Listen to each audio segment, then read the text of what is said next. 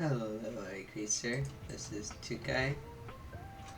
I am playing some everything. Like that's anything new. Oh yeah, I talked to the one dude. Right. The the people who made the game. Is that a frog? Can't see the frog. Ah. Yo, it's great to see you. Come people watch with us sometime. Penta. What are you doing? We're just getting back from a walk, so he's just sprawling out on the bed. Who was I? Mitch hates me for some reason.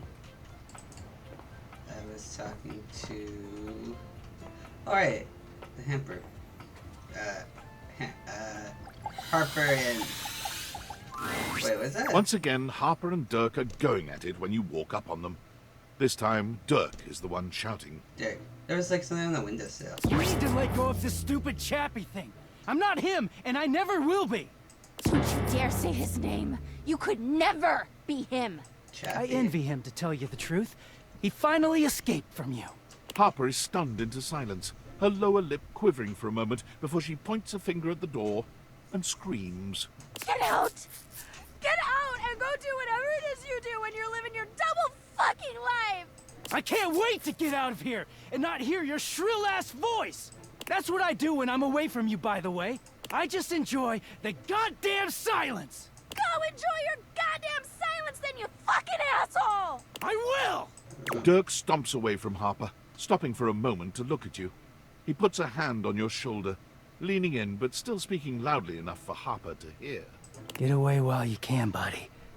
Don't let her get her claws into you. Trust me on that. He walks away, flinching as Harper lets out a frustrated scream. The moment he's gone, Harper exhales, turning on a bright smile for you. I'm so sorry you had to hear that. Durkee just gets so grumpy sometimes. I'm not seeing him happy. Didn't he ask you not to calm that? Huh? Durkee? Oh, he doesn't mind.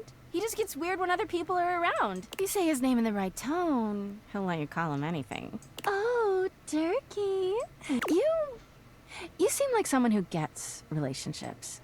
I've been thinking a lot about my relationship with Durkee lately. You'll listen to me, won't you? Sure, right now. Oh, good. This way. I had my mouse like kind of blitzed a little bit when it went up, and I was afraid it was gonna like say the wrong thing for a second. Harper grabs your hand, dragging you over to a quiet corner of the room, overturning a box to allow you to sit. She lies on the floor, as if she were at an actual therapist's office. It all started a few years ago. A lot of things come through this laundry room, you know? You forget a lot of stuff in your pockets, sometimes you find it, sometimes you don't. And this time, you'd forgotten chapstick in your pocket. God, what a stick of chapstick he was. His name was Chappie, and he had the softest lips you can imagine. What the fuck is that? We spent weeks together. It was a real whirlwind romance. He started talking engagement towards the end, hoping maybe you'd forget a ring-shaped object in your pocket one of these days. Oh yeah, I was looking for that chapstick phrase as engagement. Seriously.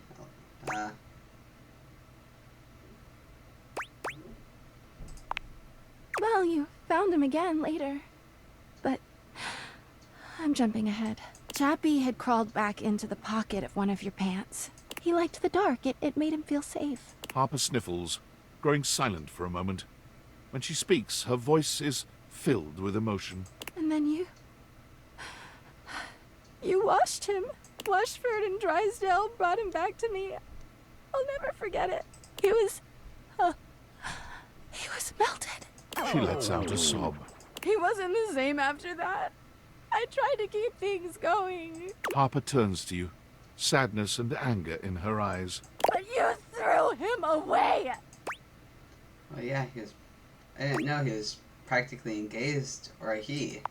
Yeah. That doesn't make it better! Anyway, Ever since then, when Durkee gets washed by Washford and Drysdale, he leaves. And when he's up there in your closet, he pretends he doesn't know me. I've gone to see him so many times. I've cried and screamed and practically kicked his door down.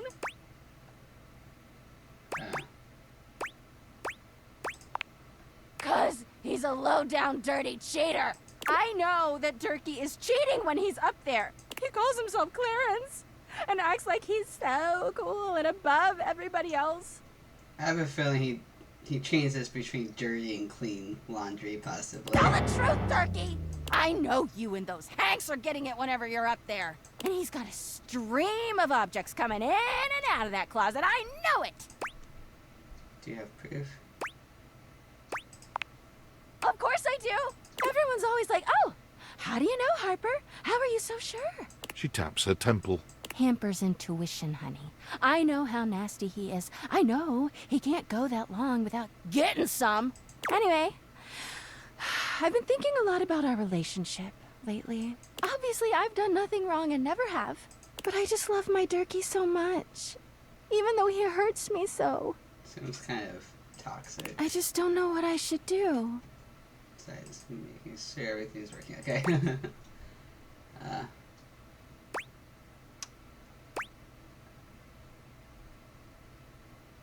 I mean, if you're having so much problem, just leave I love him. him so much. I just can't do that. Well, I guess I should go. Durkee could be doing God knows what out there. I gotta find him before he cheats on me. She sits up, smiling cheerfully. Thanks for listening. I feel so much better. Bye! So fucking toxic. Also, what the fuck is that?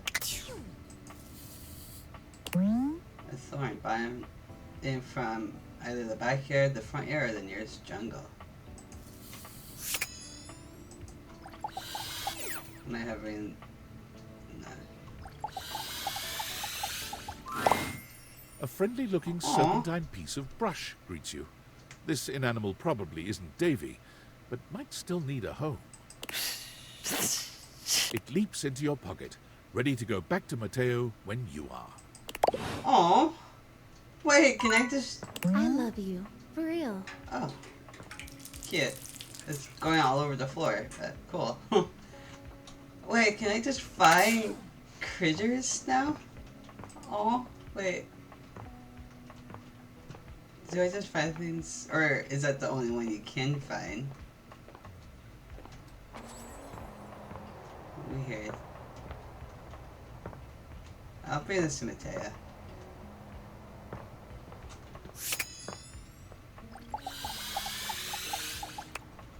Ah. Oh well. I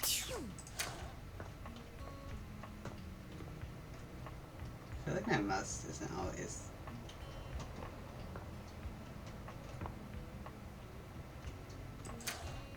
Maybe it's like you find it one at a time or something, or it's just completely random. That's really cute though. I'll try talking to Tina. Once again, Tina appears to be mentally somewhere else entirely. But this time she's writing something in a small book. Oh God, you scared the angles right off of me. I'm journaling. What's it look like? The hell's that supposed to mean? I just don't imagine you right all your thoughts. It is, ain't it? I'm a complex, layered triangle. I'm every triangle. It's all in me. This right here's all my innermost thoughts. You want the secrets to a sexy and exciting life? This is it, baby!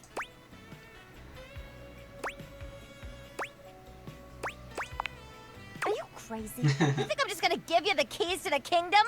You think you can just get to know a complex, sensitive triangle like me just by reading my diary?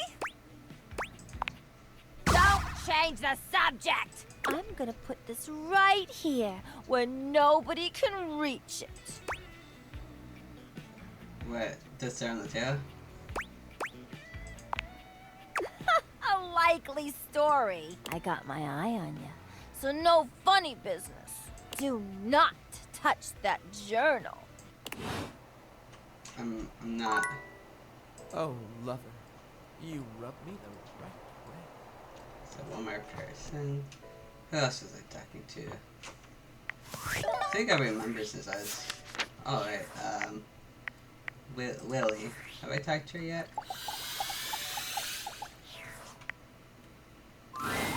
As you enter the office, an aristocrat in a powdered wig rushes past you. He seems quite offended. Your eyes meet briefly, but he doesn't bother to speak to you. An air of great offense permeates his being. Willie has her arms folded across her chest, tension evident in both her posture and her expression. Oh, I'll tell you what happened. Do you know that creep had the nerve to tell me that he knows everything that happens in this house? All the best job opportunities, all the best ways to ace an interview, and that he'd share it with me for the price of a single kiss? Oh yeah. And then, when I told him he was out of his goddamn mind, he said, "Well then, at least dinner. Come now, my dear. You cannot have something for nothing, you know."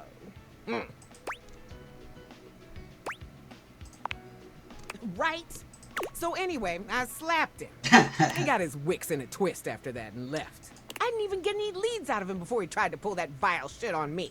So now I wasted my time and my hand kind of hurts.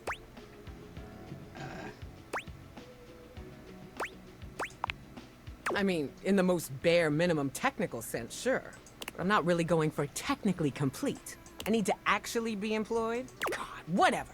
Look, I'm tired of being the one doing all the work. You trained our replacement. The whole point of you being here was to help me fix this. So go on. Your turn now. You contribute something to this employment journey. What if we just had a spot day? Maybe it's not because I left a friend. Oh yeah. You think we should start a business? Do you have any idea what that takes? First of all, we don't even have a business idea. I'm not the one on trial here. Go on then, let's hear it. Give me the $1 million small business idea. In-game studio, software company to compete with, Disney 5 few suckers. Are you insane? Founding a software company alone would be a nightmare. You think you and I are gonna take on Valdivian?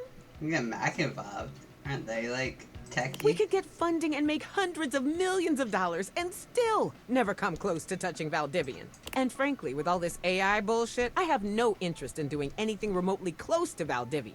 Just no. Willie pinches the bridge of her nose between her fingers, closing her eyes. Today has been way too much. Oh, I'm getting a headache. Can't believe I'm saying this, but I need a break. Come back later, all right? I need to decompress. We'll circle back to this some other time. Okay. That was the last person. Let's go to bed. Okay, I'm gonna talk to Tina first since she is right here. Silence greets you. Tina must be out. Her journal, which is not a diary, is still on the table where she left it the last time. This might be your chance to find out a little more about her. Then again, it is a little invasive, isn't it? It's almost like she was goading you into reading it. Could it be a trap? I'm not gonna read it. Tina bursts into the room with absolute fire in her eyes. She points a finger at you and accosts you, her nostrils flaring. Are you kidding me? I knew you were there the whole time. So you're boring and disrespectful, huh? I can't believe you. I left my diary right here for you, where you could see it. And you couldn't even pick it up and read it? You didn't want me to. I don't want anything from you, Square. Get lost, Square. But she specifically said not to read it. I'm not gonna be an ass and read your fucking diary. I'm gonna talk to... Oh, gosh. The Ham, Harper, and Durkee.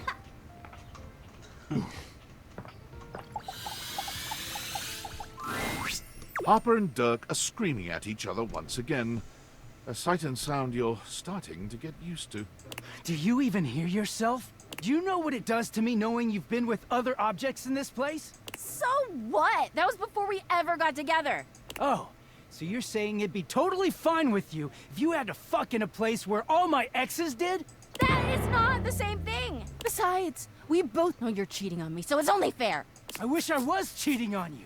At least then, it makes sense for you to scream at me all the time. Stop playing innocent. I know you're cheating with the Hanks, and there's way more, too. I'm not, but hey, maybe I'll start. Those guys all have one brain cell to share between them, and they're still smarter than you. Yeah, I have to be stupid to be with a loser like you. You can't even see when you're insulting yourself, you bird-brained bamboo bozo! Ah, maybe I'll just get with the Hanks, too.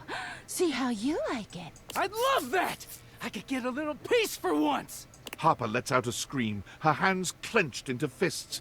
She looks as if she wants to say something, but her face crumples into a sob, and she leaves the room with a quavering wail. Dirk slams his fist against the wall, seething in silence. Not really. None of what she says is true. She lost one boyfriend once to shit that was outside my control. Nothing to do with me. She doesn't say it, but I was there when Chappie got washed. We weren't together back then, but I'm positive she blames me for it. Like I could have fucking done anything about it. You sound like you could use a good listener about now. I'm not gonna start talking to you about it. I could, yeah.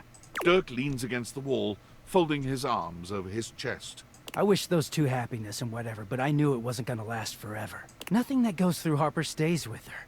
Eventually you come along and take things back to their rightful place. Or they go through the laundry, and with the exception of Monique, most never come back. But no, she acted like they were so in love and just built to last.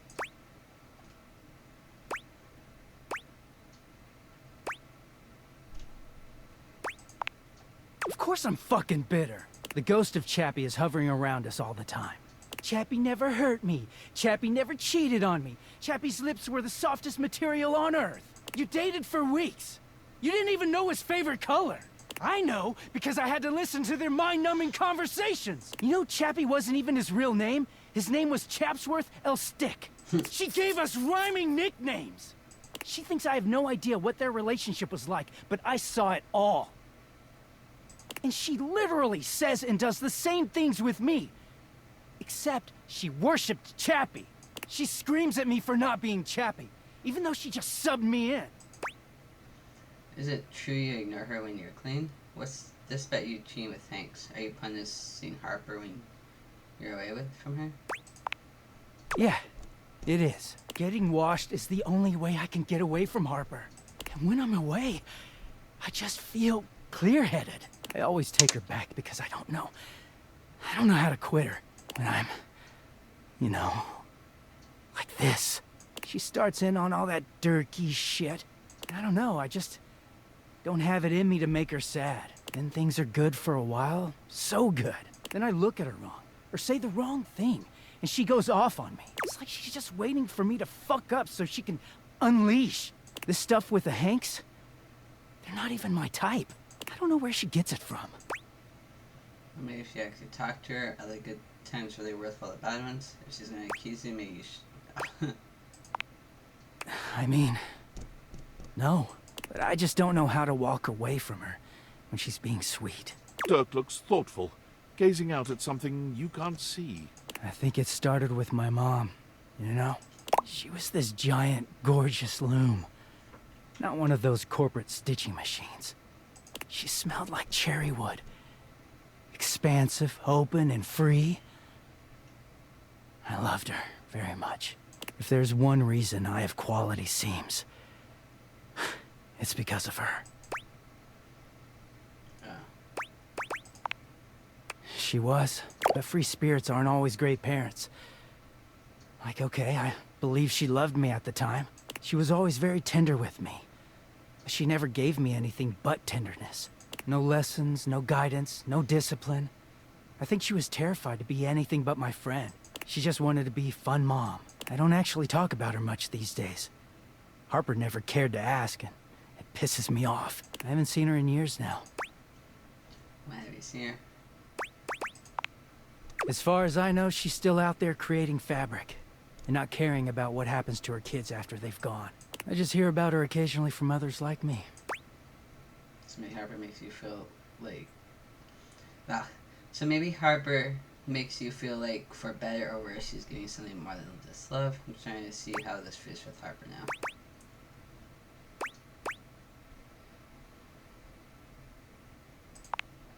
It all makes sense, doesn't it? Harper hurts me, but there's way more to her love than just tepid, safe support. If you can get mad at someone and show up to their place screaming and trying to beat the door down, I don't know, it's not healthy, but fuck, it feels real. There's a stake in that relationship. I don't think Mom would ever have gone to all that trouble for me. He sighs, pushing back away from the wall. Talking to you has definitely made me think about some things. I'm gonna go. Thanks for listening. I'm gonna go talk to Mateo.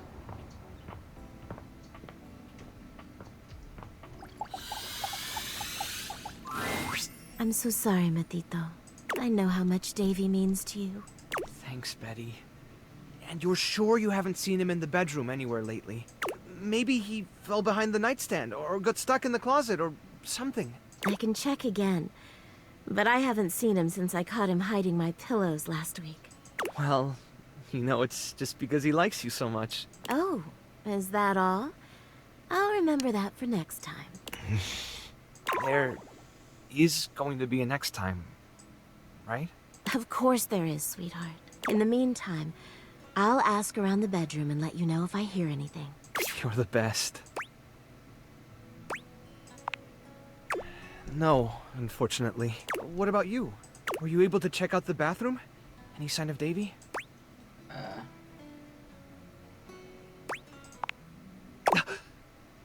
That's one of Davy's threads! Oh. Pythorn!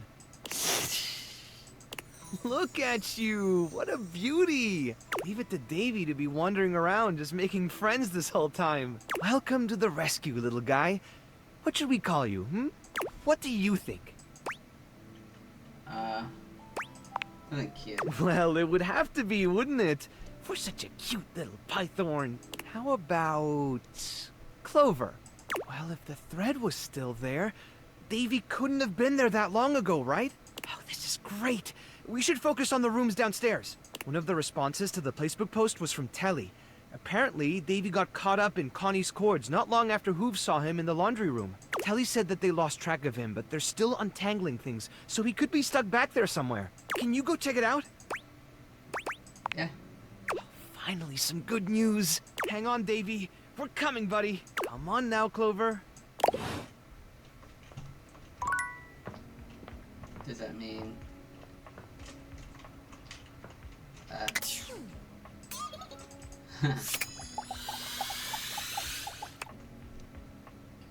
Okay, so that's technically the same thing. I didn't just look a I lot. love you. For real. You.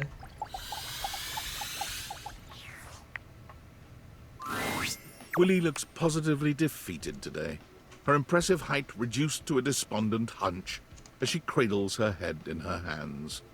Her pretty face is wreathed in sadness. Oh, thank goodness it's you. She shakes her head, absorbed in her own worries once more. It's everywhere. There's really no beating this, is there? What's the point? What's the goddamn point? Everything. Company after company is banking their entire strategy on AI. Doesn't matter what your company actually does, or if AI has any real application in that field. Investors love AI, so everyone's just going full speed ahead into AI this and that. What the hell does work even look like going forward? There's gonna be 2 jobs left in this world, and both of them are gonna be sitting in front of a monitor and making sure an AI is doing its job right. What the hell does work look like in a world like this? Shitty.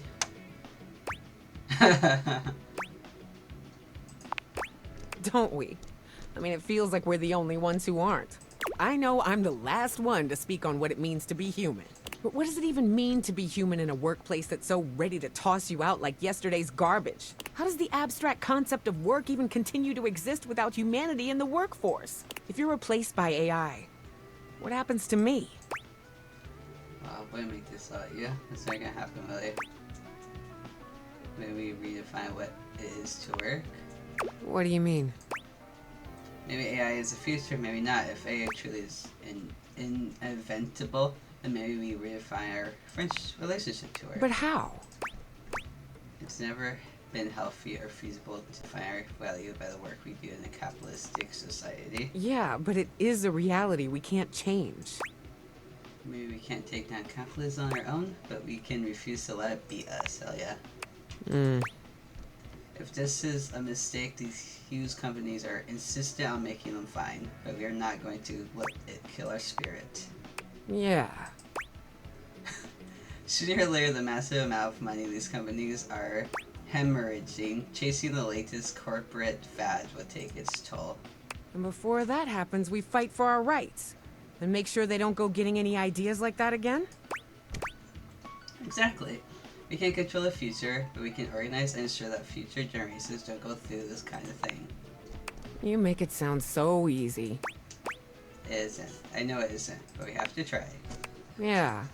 I'm embarrassed you had to see me like this. But I'm grateful you heard me out. I need to be alone for a little while. I don't really know what's next. I just need some time.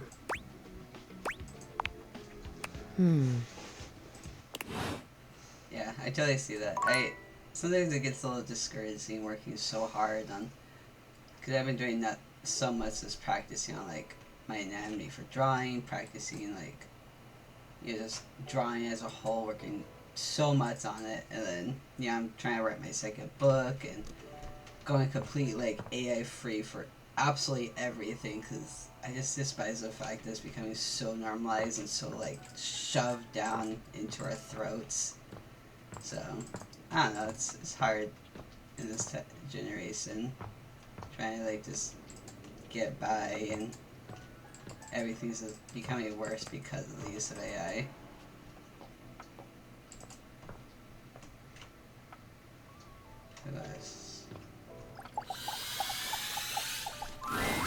No! Tidus points her sword at you, but the moment she recognizes you, she lowers it. Her shoulders sag, and her face falls. You're not sure if your mere presence has ever so thoroughly disappointed anyone before. You. Why you? Why anyone? Why would a being with a beating heart chance upon this cursed place? For any place that would play host to the lukewarm slickness of my humiliation must bellow and pollute like a mouth of sulphurous hell. Hey, my learner is that bit. My failure. The stain. Though valiant and unflagging through the pods, their lives into the fray of soap and weave, yet the devil dines upon the thread, and shows to all the world his stained grief. For you to have come here now, you can only be an agent of the hellish fiend. A demon thou must be, and sent for shame, to turn in separate wounds the salted screw. General, slow down, I'm not your enemy. You lost a battle? Is that what you mean? Just what an enemy would say. A cowardly one. To lie to the face of a defeated foe. If you are truly not mine enemy, why have you come? Surely a better entertainment is available to you than my pitiful writhing. Why watchest thou this silent parade? Tez, I bought you because you're the best. Would the best be defeated by a simple blot of tomato sauce? I think not. It happens. We will rally and try again.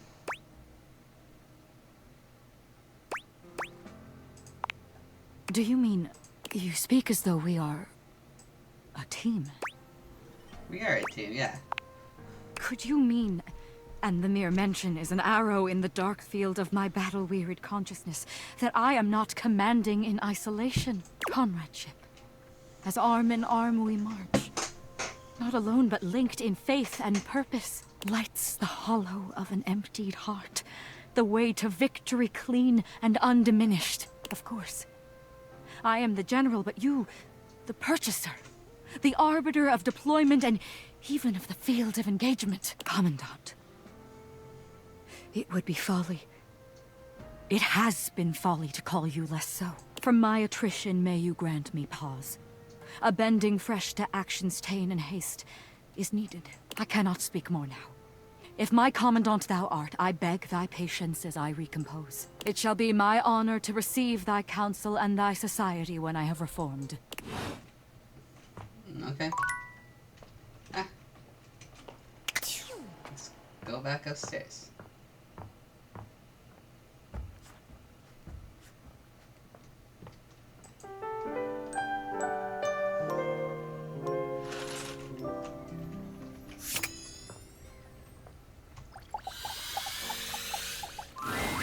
Well, well, well. If it ain't the single most boring individual in this goddamn house. I served you up a feast of angles and you said, "Oh, no thanks, we got angles at home." I don't remember saying that. I feel like you're doing an awful lot protecting her. Shut up! You can't even give me the decency of one good argument before I break up with you! I hate you! Break up, do we dang it now?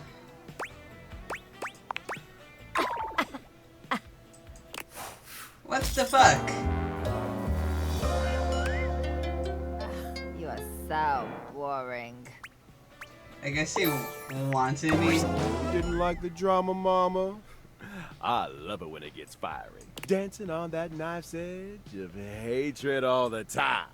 Too bad for you, you fell off. Wow, you got 10 of us to hate you. You could really cut the rejection with a knife. No. Back for your daily dose of hate, huh? Can't say I blame you. Nothing feels as good as hate. They might try to tell you love is better for you, but who is they anyway? What qualifies they to tell you anything at all? Me, on the other hand, I've got a PhD in hate. In some circles, they call me Dr. Hate. But I'm just a humble personification of rejection. So please, continue to call me Reggie. Dr. Hate has kind of a nice ring to it. Oh, you've never heard of it. It's very expensive. You should just stick to self-study. Some people might throw their education around in an attempt to impress and intimidate you, but I just want you to know that as a budding student of hate, you're in excellent hands. I love his top, like I think it looks really good, but I can imagine that the arm things feels like that one weird, like, I don't even know what kind of material it is, but it's that one type of material, like, I don't even, how do you even explain it? It's like, it makes me just feel itchy just thinking about just touching it and just having it just on your arms. Oh. So keep it hateful, my sweet pupil. You too can become a lightning rod of hate if you try hard enough. I feel like she wanted the drama of me reading her book, and I didn't want to disrespect her property and secrets, so I guess it just wasn't a good match, I guess. An amalgamation of pig, spring, and pen appears before you. This must be an animal, but not the Davy you've been looking for. What is Davy? All these things are falling off of him. It leaps into your pocket, ready to go back to Mateo when you are. Or maybe it's not part of Davy, it's just a cute little mouse.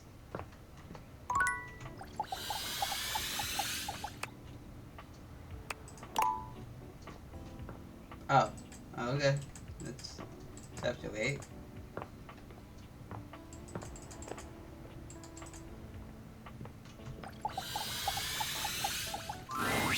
Harper and Dirk are, once again, arguing loudly.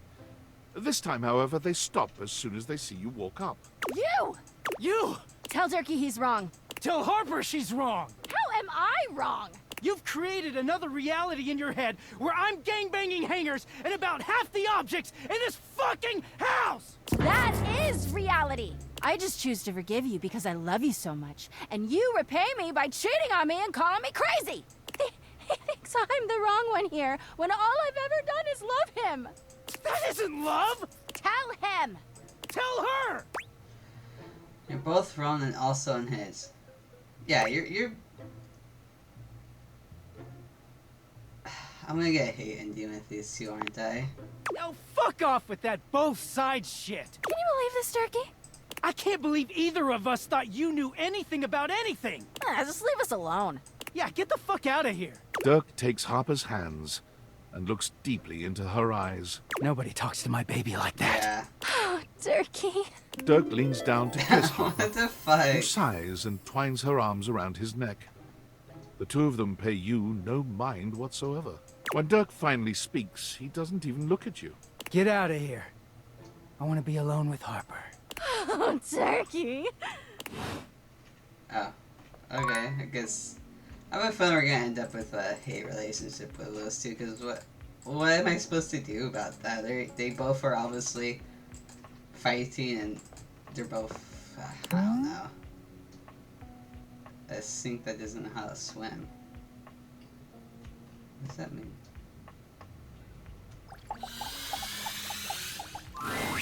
So you have returned. Sensations new and welcome fill my breast. As stranger, leader, colleague doth present. As I now see mine army is but yours, so must I loyal follow in its wake. And though exhaustion yet lies heavy on my lid, your enterprise will spring me forth anew. Have you a task? Have you a great battle to be fought?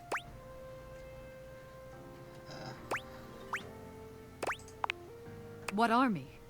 Do you not know? They are the tiny bricks upon which an empire is built. They are the fluid flowing through the veins of the life you live, blood unseen. The cleanliness you take for granted, they provide at the expense of existence itself. Would you meet them? Would you lift the veil from your eyes and appreciate the sacrifices that make you possible? Well, then maybe like that, obviously. Sure. A group of petite Oh. pink and blue beings enter from all sides, grouping around Tidus.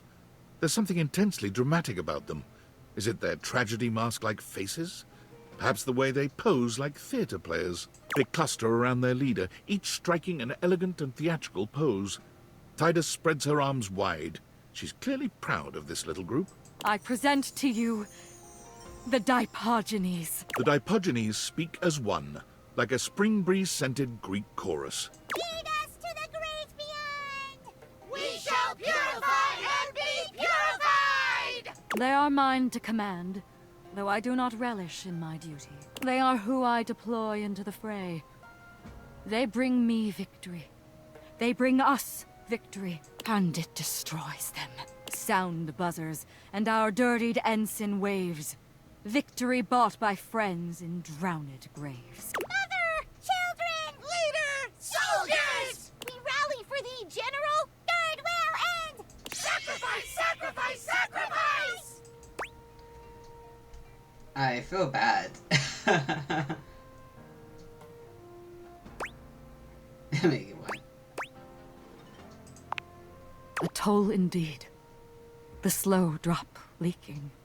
Coin by coin my strength, bled by the loss of them, to whom the battle always falls. If I could take their place. Oh, if I could but sacrifice for them the way they do so lovingly for me. There is more to do here. There is more of them to know. There is more of us to know, and the next battle is always in the offing. But I ask, familiar stranger, for reprieve. Preparation has begun for our next engagement, as it must be near. Perhaps you will join us again. Perhaps you will come and feel the glorious sadness you have but glimpsed. I think what you mean is come back. You hold great promise, I feel. Your zeal to be present for the intensity and depth I only let you glimpse. I look forward to your return. I feel kind of bad killing the, like, you're just dying. I was kind of curious. Hi. I was kind of curious about the whole, like, you know, what happens when you put them, like, in the washer? Do they, like, die, or is it just, like, there's a part of them that goes, but you're just quite literally just sacrificing those little things. Oh. Good. There you go. When you enter your office, Willie seems more clear-headed than when you'd last spoken. Sorry, one sec. She seems... happy? Oh, hey, there you are. I was just getting ready to ping you. It's like you read my mind. I still don't have a job yet. Or a plan. I thought you were going to tell me some news. Well, I've been thinking. I mean, sure, you trained my replacement and we got fired. But maybe this was supposed to happen. If the future is that uncertain, if me and all my potential can just come in and get kneecapped by some insane, unforeseen development like AI all over the place, maybe it's time to stop worrying about what I could be, what I could have done, and just worry about who Willie is now. What makes me happy? I mean, doesn't pay my bills, that's for sure, but then again, that's kind of your problem, isn't it? And what could be more corporate than making the bills somebody else's responsibility, huh? In a way, I'm actually sort of killing it at this whole corporate job thing when you really think about it. So listening to this, who cares? It's not. Right? There's something else I need to say to you, and it's not gonna be easy. I was not the kindest to you. Maybe I was even unkind to you. I get that you didn't know you were training the AI that took our jobs. It could have happened to anyone. It just felt easier to be mad at you when I was really just mad at myself for once again doing nothing with my life. But you kept coming back and you kept backing me up. And that really means a lot. So maybe we're both unemployed. But being unemployed leaves you a lot of time to get back to the things that interest you. The things that really matter in life. Willie looks at you from beneath her long lashes, a coy smile playing on her lips. You and I make a good team, don't we? We're just so synergetic. Shh, don't make it weird. Look, this isn't some love confession, but I'm into you, all right? Frankly, I don't know how you ignored the sexual tension flying between us every time we spoke. I did it because I'm a consummate professional, but I don't know how the hell you managed. Oh, yeah? How hard was it? It was the greatest test of my professionalism in my entire career. Oh! Tell me more. Every time you spoke, I was expecting a certain person to discipline me. Oh, you are sick! You're just my type, aren't you? Willie looks at you with an entirely unprofessional gaze, her brown eyes radiating a very specific sort of intention. Well, I have nothing else on the agenda for today. What do you say we go touch base? Touch your base like it's never been touched before. You know just how to talk to an abstract representation of work, don't you? Willie can't keep her hands off you. By the time the two of you are done, you have definitely ramped up your efforts on this project. But more than that, you have synergized. You haven't felt this on the same page with a team member, well, ever.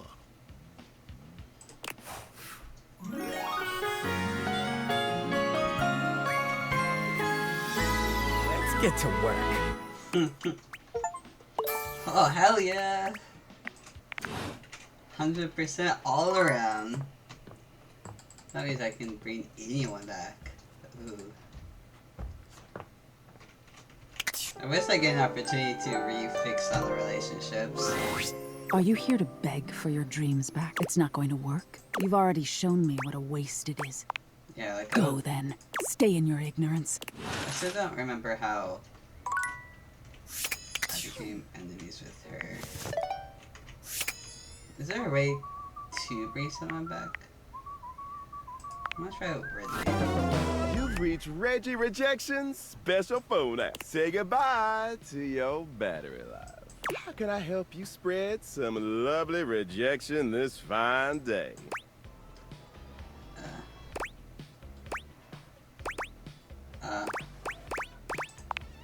Let's boogie. Okay, let me get the shooting range ready. Here we first. Reggie puts his hands under his chin, batting his eyelashes and adopting a vacant stare. Hello there. I'm a nice, friendly dateable. Yeah. Next. Reggie places a hand on his Oh boy, I'm super I artistic. think I've done coded. this. I love music and finally. Reggie twirls a lock. Would you pretty please help me on a quest to find my lost button or some shit? Bingo. All right, you're a come on back. Okay, I was hoping maybe he'll give me a hint how. Maybe it's just done and that's it. When you find Mateo next, he has a visitor. None other than Lyric Literature. Mateo, is he still missing?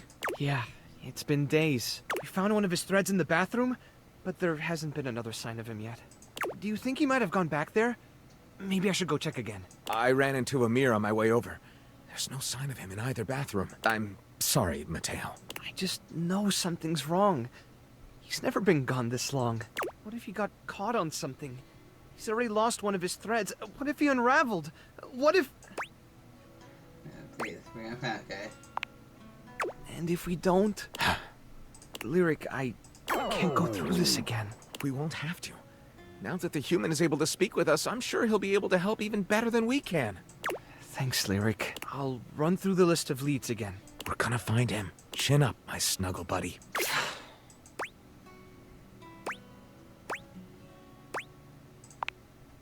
Nope. Another bust. And that list is only getting shorter. Another one of Davy's threads? What in the Chanel is going on with him? What makes you say that? There's nothing else with the shred. A springtail? Do you know how tough these little guys are to catch? That's impressive!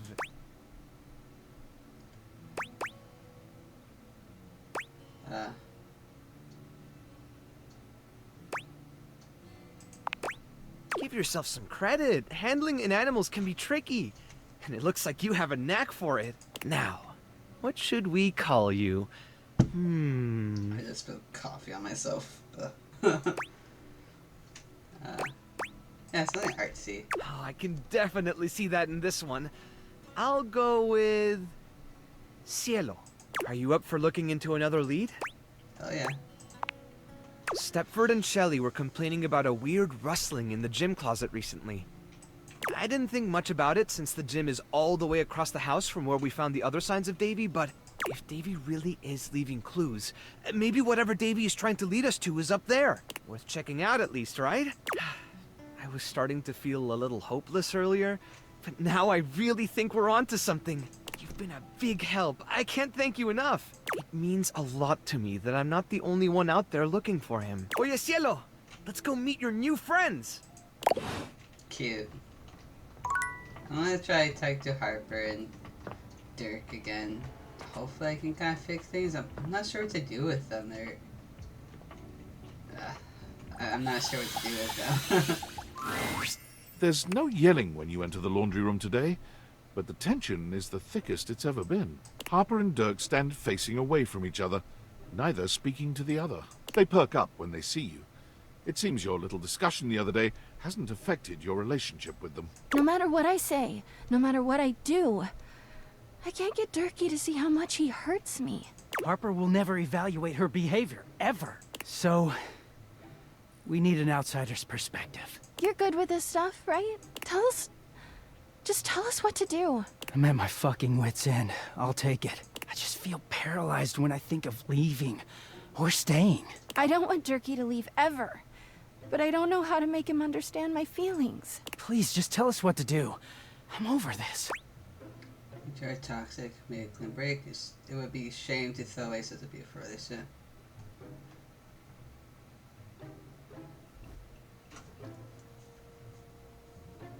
I feel like it would be a shame to throw away such a beautiful... I think they... I just don't think they're right for each other. This is gonna ruin my theme with them, isn't it? Toxic? Come on, Harper. We both know it's true. Remember how it was for you with Chappie? You guys never fought like we do. Well, yeah, but... I saw everything back then. It was easy for you two. Some might call your relationship abuse. Relationships take work, but it shouldn't be this hard. You two are making yourselves... But if it's hard, doesn't that mean that it's real? I don't know about that. But do you really want to keep being sad all the time? I just don't even know what life looks like without you anymore. Remember how it was before me? You can have that again. You can find someone to love you, like Chappie did. How can I? I don't know what's out there. You made me sad a lot, but you know me, and I know you. I don't want to start over. I think you should be single for a while, actually. Maybe start with therapy. You should take some time to figure out why you were... Yeah, maybe. Maybe. I'm just so scared to lose Sturkey the way I lost Chappie. I just wanted to hold on to him. You never trusted me, even in the beginning. It took one wash cycle for you to freak out at me. I didn't even know what to do with it. So I just hid from you, and it made it all worse. You need to take some time to yourself too, Dirk. Harper isn't the only one who needs therapy. That's fine with me. I know how I got here, but I don't really know what to do to never go there again. But I guess we can all agree this isn't good. He sighs. Harper looks as if she might cry, but she manages to hold off. Is this the end, then? Think so, yeah. Harper holds her arms out, and though Dirk hesitates for a moment, he walks over to envelop her in a tender hug. I'll miss you, Durkee. Don't miss me, Harper. Just take care of yourself, okay? Yeah. You too. They linger for a few moments, and then they part slowly, both turning to look at you. Hey, thanks for everything. We were so deep into this, we couldn't confront the truth on our own. I needed someone else to tell me it's okay to let go. I'm scared too, but I'm gonna go see Washford in Drysdale. I, wish you well, Harper. I really do. You too, Durkee. Dirk. Dirk gives each of you a nod, and then he walks off in the direction of the washer and dryer. Harper turns away, a tear sliding down her cheek. God, I can't look. She turns to you instead, with a warmth in her eyes. You know, you've really been there for me. Now that Dirk's gone. I never realized just how weighed down he made me feel. But you come and go on your own all the time. And no matter how much Dirk and I screamed at you, you kept coming back. Maybe it's not that I have a trust issue. It's that Dirk couldn't be trusted. You definitely have trust. She rolls her eyes at you. All right, fine. I'll see someone about it.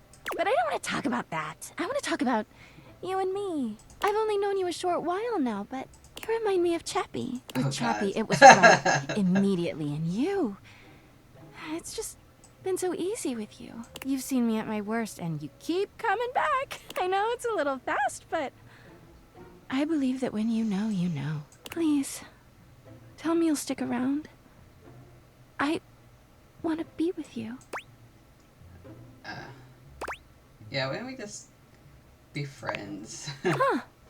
Friends. You know, I'm not even sure if I have any friends these days. I went from dating Chappie to dating Dirk, and I spent all my time with them. Yeah, you need to, like, take a break. I'm not really good at being single. Maybe with you I can just practice being friends with someone without dating them. Harper reaches out for a hug.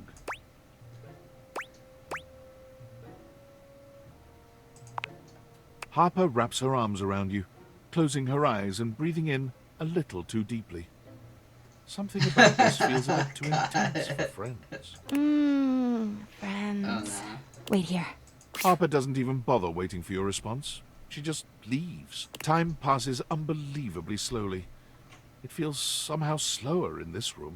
Just as you're beginning to contemplate leaving, Harper comes bounding back in. Look at this! She turns to show you her lower back, showing off a very bright and shiny tattoo. Judging by the redness of her skin, and the fact that you've never seen it before, it's pretty clear that it's brand new. Harper beams at you. It's a tattoo! To celebrate our new extremely normal, no lovey feelings Oh god, relationship. you need therapy. Devil did it for me. They're great at it. She hands you a small piece of paper. Here, so you can get your matching one. Harper's smile only grows brighter. Now everyone around the house will know you and I are best besties. Don't take too long now, all right? Everyone needs to know how tight we are. I'll make sure to remind you. Friends like us should stick together forever. Oh god. I don't think I would ever be able to handle something like that in real life. Now everyone around the house will know you and I are best besties. Dearest, allow me to wash away your cares. You are looking damp. Oh wow. Oh, that's cute. You are looking damp. Oh. Wait, I'm gonna go back to this one. You are looking damp. That's cool.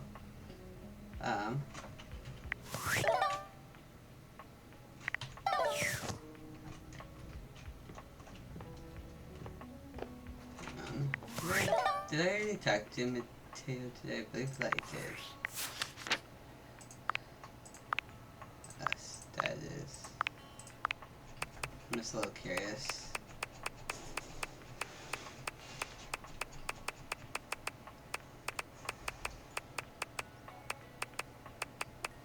Oh yeah, that did.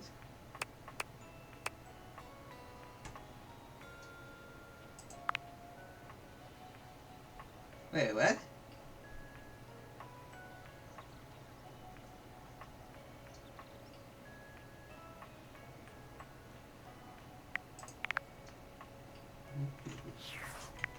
What if I... Where do I even talk to my clothing? Is it not Dirk anymore? I'm really confused. Is there clothing up here? Alright, that's just where that bag is.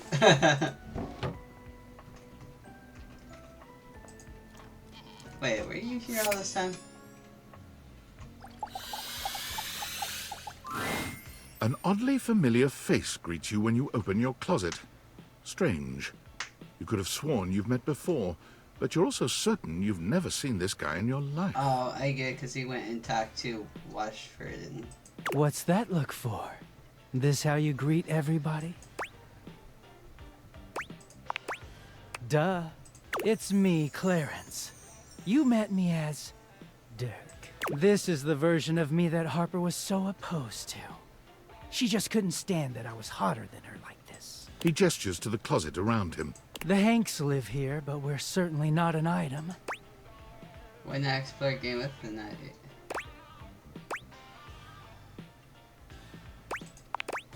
Not really. Just one very special guy. Harper was right about one thing. I did have another in my heart. She's just wrong about who it was. Clarence puts his hands together, inserting them into the middle of your hanging clothes and pulling them apart suddenly, clearing the way for you to see the back of the closet. Let me introduce... Feast your eyes on the finest, the sexiest, the cleanest Batman Dakimakura in existence. Oh god. Also known as a body pillow, if you're a fucking peasant.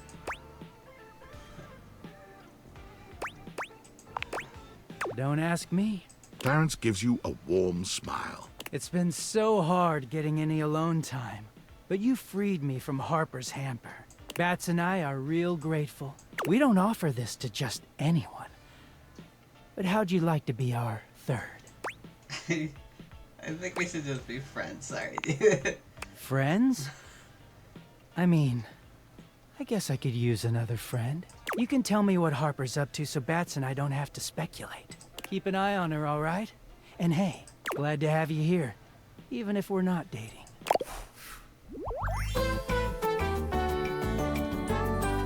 I know you'll never do me dirty. Yeah, I think those two just need to just be friends. It'd be so funny to buy another soda. It's a good day to be clean. um.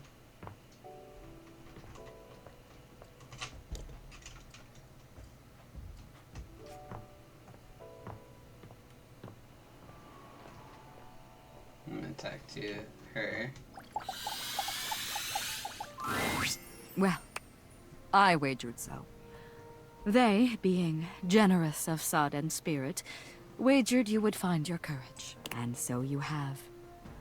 Your medal mayhaps buys a chance to fight in comradeship once more. We, the Diplogenes and I, are just about to begin our daily training. Should it please you, you will join us.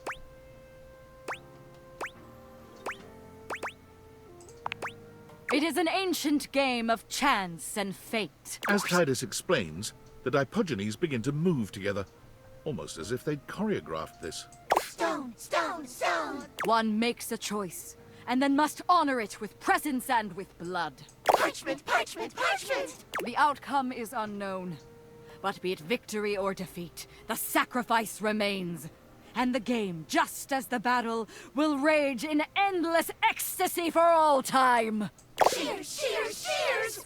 Welcome, inductee, to the Agoge of Stone, Parchment, Shears! So sorry, hold up. Are you talking about rock, paper, scissors? Of course you are. Hear my soul speak. Your openness has freed me as a ship from its moorings, and now I float, gleeful of abandon, into the open ocean. A newing pleasure, training at the side of equal verve, vigor, and resolve. As you try to analyze what Tidus may do, the Diplogenes are moving through 3 different poses. They cluster into a group for stone, they form into an opening and closing V for shears, and they all flatten themselves to the ground for parchment. Let the battle begin! Unus, duo, tres, sagittò! The Diplogenes move into place just as you're calling out your own play. Cheers! A stalemate between worthy rivals. Duel again!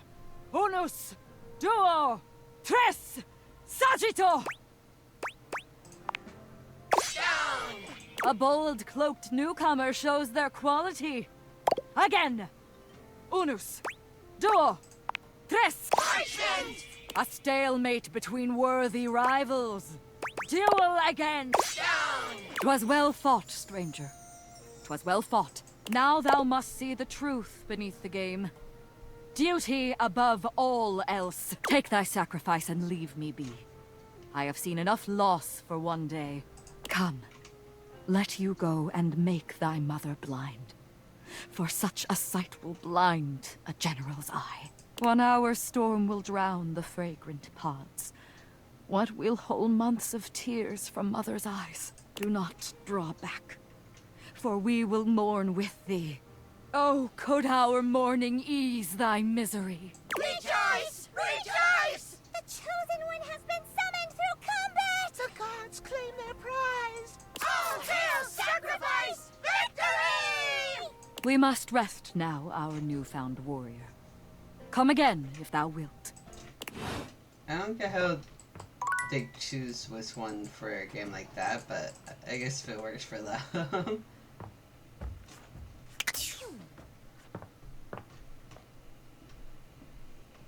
This keeps like... Oh!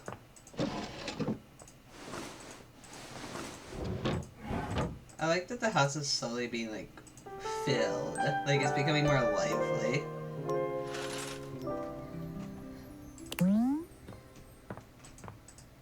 So they said that...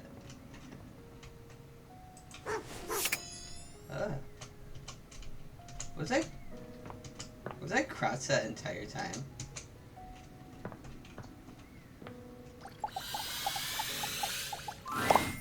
The strings in the gym closet appear before you in a more canid form. Surely this is the tassel hound you've been on the lookout for. It leaps into your pocket ready to go back to Mateo when you are. Hey, I found Davy. I got an achievement. Sorry. Oh wait, can I not? Ha! I really want to talk to him.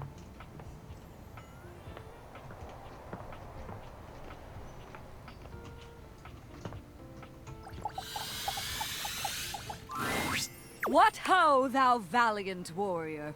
Welcome back to the site of your recent victory. Yeah, now I can see everything better. I was crouched the entire time. The Dipogonies still speak of you. You're something of a figure to them now.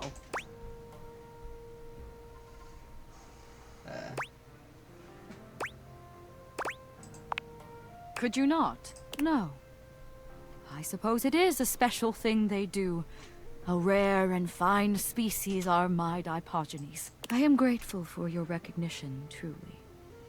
They, as I, are so often overlooked. Thou hast done us honor, friend. In truth, I have not felt what I have felt with you before. A friendship. Clean esteem. It is nice. I shall keep it, I think. Should that be acceptable to thee, of course. It is my understanding that these things must be equally decided. Yeah. Wonderful. A simple sun, or dewy morning grass, and light, like fairy laughter, skips me onward.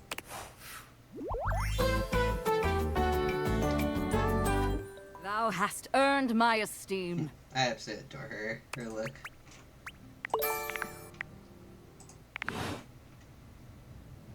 March, my Dipogonies!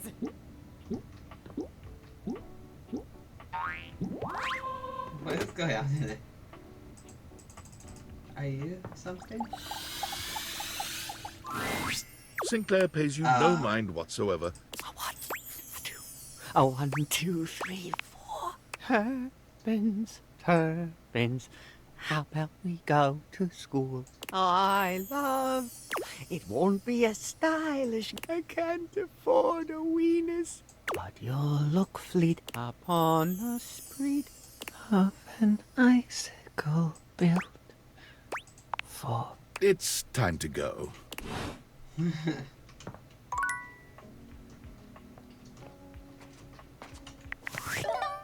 else was I talking to?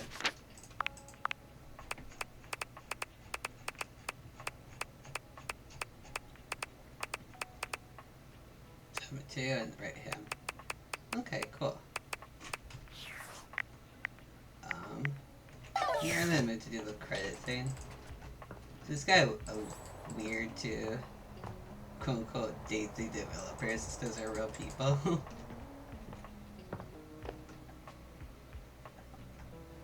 wait, yeah, the bathtub, and then I'm assuming that's Rebel. I think I've seen her a few times with the other.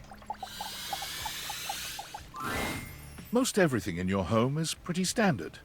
You may have inherited a lovely one, but it's not exactly what anyone would call luxurious. So when you find yourself bowled over by the nearly suffocating air of luxury and privilege in your bathroom, it's easy enough to pinpoint the source. A beautiful stranger in a luxurious sud-lined bathrobe stands before you, resplendent in black and gold.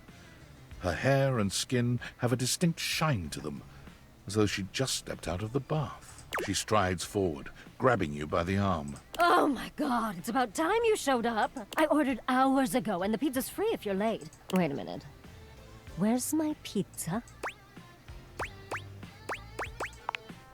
If you don't know what a pizza is, I'm not going to explain it to you. But man, you are not good at your job.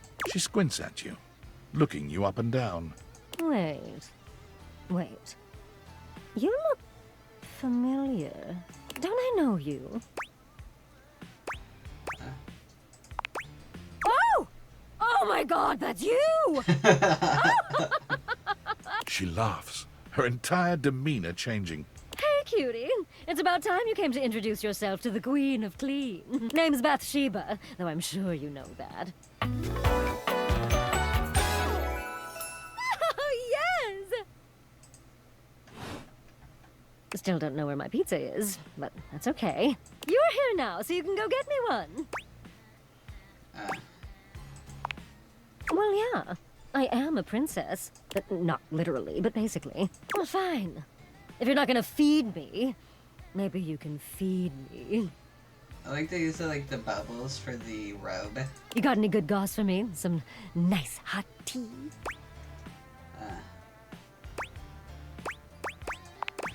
Well, sure. I mean, I have tons of friends. Miss Popular here, that's me. But you're here now, and they're all so far away. My very, very real friends, of which there are many. All right, since you're so unwilling to help little old me, you should ask those special glasses of yours to get me some friends who will. Oh, goody! We'll start next time I see you then. And bring a gift next time, won't you? It's just good manners, you know. How many hearts do I have? I have one more. I'm gonna try talking to... A very, very yellow punk dressed in studded leather glares at you. Their charming duck-like appearance does nothing to diminish the aura of absolute disdain that radiates from them. Who the duck are you? The bathroom? Well, ducking say that then, dumbass. Starting to think you got a real apology kink here. I only ever see you sitting and scrolling or standing with a dead blank expression on your ugly mug. Boring. And ducking disrespectful of yours truly, don't you think? Now get out, ducking poser. I love that shirt. Well, I'd rather you did. Out! Yeah, Rambo.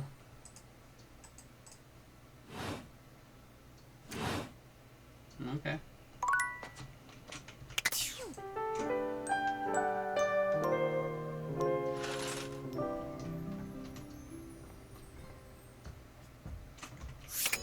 Alright, I want to talk to Mateo.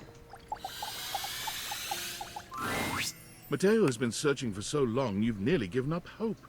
But then... Davy! Davy leaps into Mateo's arms, and the two enjoy a touching reunion. Wait, that's Davy? Woof, woof. Oh, Davy, you're back!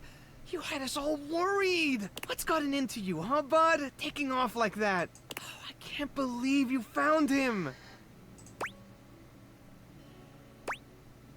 Wait. The dog I found did not look like that. You did a good job leading us to those strays, Davy. Very clever. Is that what this was all about? You've been out trying to be a rescue hound all by yourself? Woof, woof, woof. I'm guessing he had another friend with him when you found him?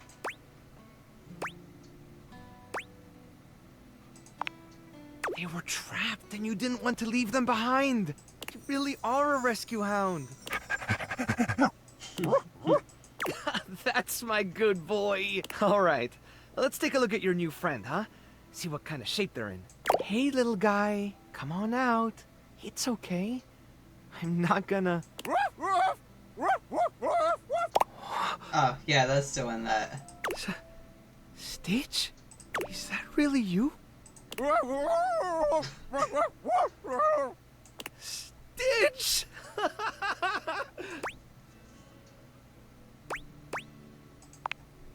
Stitch is my little troublemaker. He was always falling off to chase things around the house. That's the problem with Freyhounds. There isn't a stitch they can't slip through. And trust me, I tried them all. That's how he got his name, isn't it, buddy? But one day, he took off and never came back. I tore the house apart trying to find him. That's when I realized just how many strays there were around the house. All of them, just like Stitch. Lost and alone. So I started the rescue. And I just kept searching for Stitch and for any other animals that needed help. But when Davy disappeared, I thought it was happening all over again. All that time I dedicated to looking after them, and I still let one slip away. I don't think you did anything wrong. They're my responsibility. No one is perfect. You can use your best. Maybe you're right. Maybe I'm a little hard on myself. I've realized something over the last few days. When you're on your own, everything is so much heavier. You're carrying all the weight, and if something falls, you're the only one around to pick it up. But since you've been helping look for Davy, it's felt more like I had a partner in all this. Someone who cared about my little family as much as I do. Now that Davy's home, the thought of seeing you go, honestly, it makes me kind of sad. You've become part of the family, and I don't want to lose that. Then what would you say to something more? I've never really had a lot of time to go out with someone, but I'd love to make the time to be with you. Me too. I want to keep talking, but I should really look over Stitch. He's had one Chanel of a ride. Come by later so we can talk more? Oh, okay. It has totally not been 2 days since I last played. I had to cut it short last time. Yeah, that was it this time. I think I just talked to Mateo. Did I? Pretty sure. Yeah, because I did the... Yeah, I did just talk to him. Dang, it's like a freaking sauna in my room. I have no idea why it's so freaking hot. It's kind of ridiculous. For like, it only being 50 degrees outside, it's like burning up in here. Ugh. Yeah, so I got... March, my Diogenes! Ooh. Oh. I love you. For real. I glitched. Now everyone around the house will know you and I are best besties. Who was I? I think I just to talk to Mateo at least one more time. Oh yeah, the one dude. Okay, right.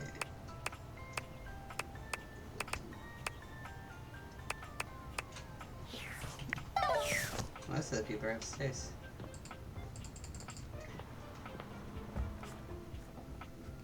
Let's try talking to Rebel again.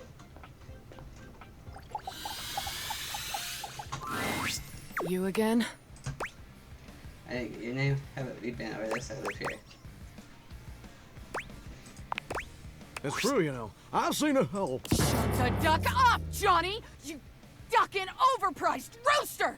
I'll do shit to your plumbing that even Roto Booter won't be able to fix. You might finally hit that high D, you ducking douche nozzle!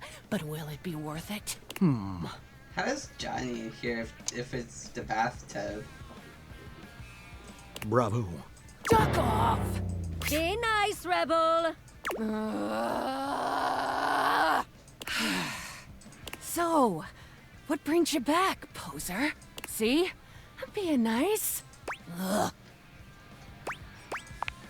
I'm a duck. Quack. Riveting. What, you trying to be ducking cool or something? Finally, a Rebel.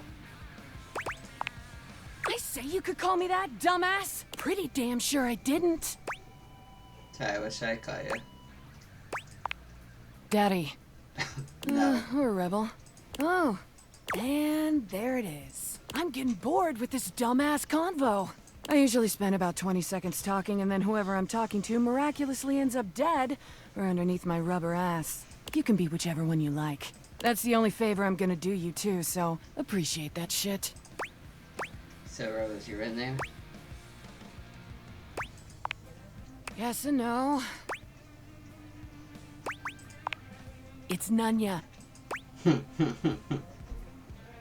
That's a setup. Nunya duck in business. Names are worth choosing. And I don't have to tell you shit if I don't feel like it. In fact, I'm gonna get the duck out of this one-bill town. You wanna talk to me again? Too ducking bad, poser.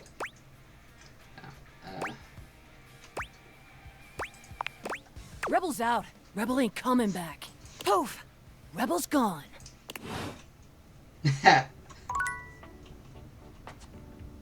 Still have to find them.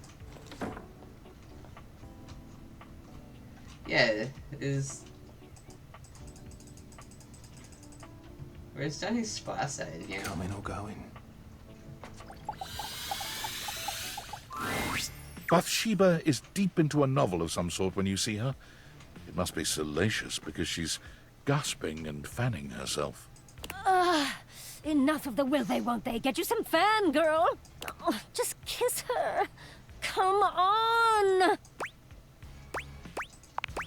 Bathsheba starts, throwing the book your way with a shriek. You take a closer look at the book. A ceiling fan and a pedestal fan, each with varying amounts of cleavage, stand chest to chest in a pose that lets you know right away this is a steamy romance novel. So it's working okay. I wasn't done with it, but sure, whatever. I do have excellent taste, don't I? Bathsheba places a hand on her chest, batting her eyelashes at you. So, we're gonna get to making me some friends? Yeah, sure. Yay! Okay, I'm not into walking, so let's just stick around here, huh? She looks around the room, her gaze settling on the toilet.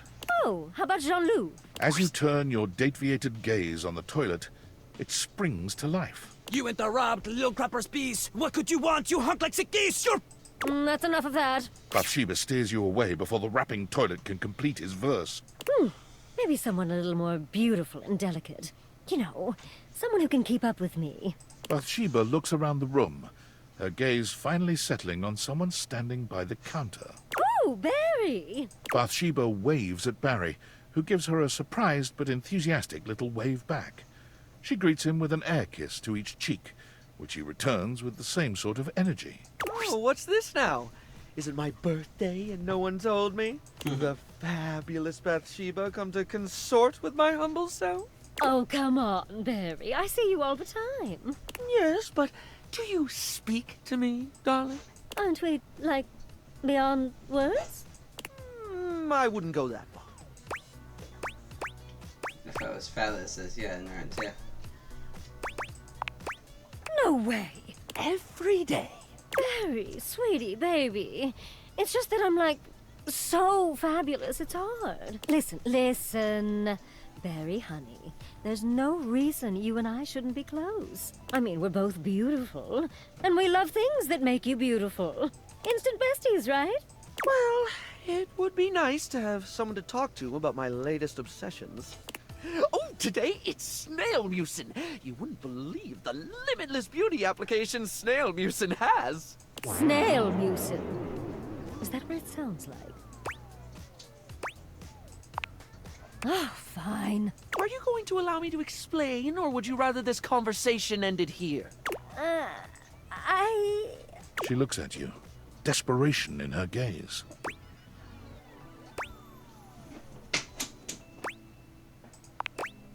Thank you. As I was saying, Snail Mucin is a truly wondrous product. It's truly miraculous when it comes to dry skin. Here, why don't you try just this little bit?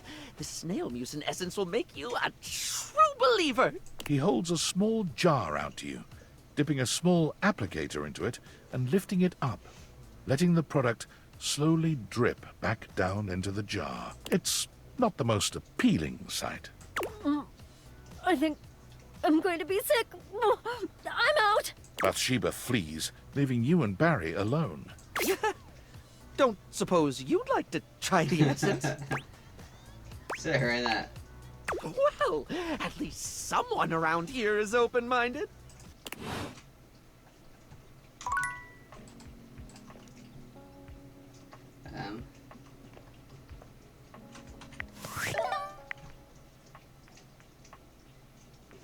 I wonder if I can just talk to just Chappie.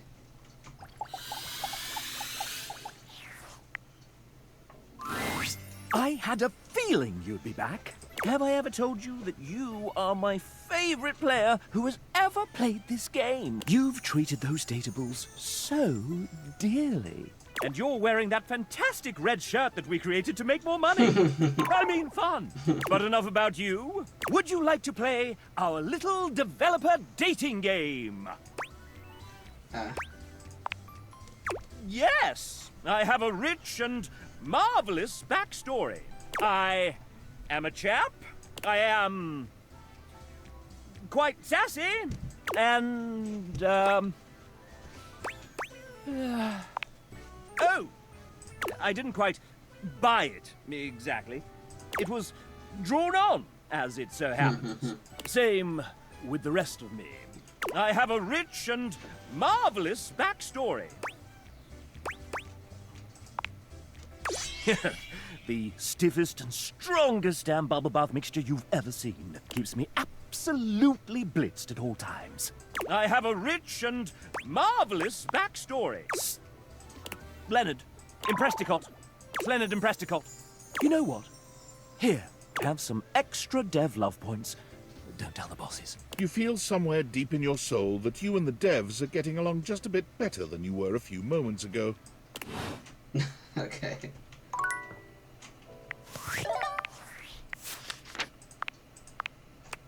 So, remember the fucking goldfish.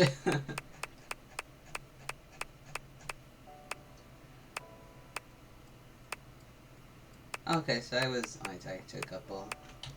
So I can talk to the one that's in Howdy, lover.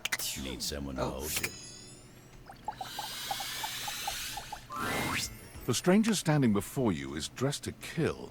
A sheer black catsuit, studded black manacles with pink fur trim, and a variety of brightly colored accessories drape their shoulders and frame their delicate features. Loneliness has been such a defining factor in your existence over the last few years, you've almost forgotten what it's like to be around others. You've certainly forgotten what it's like to be around someone like this. You almost feel as if you've stepped into a sex shop.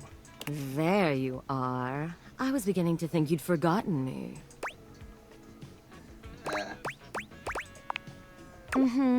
Cute. I'm Benoit, your partner in pleasure.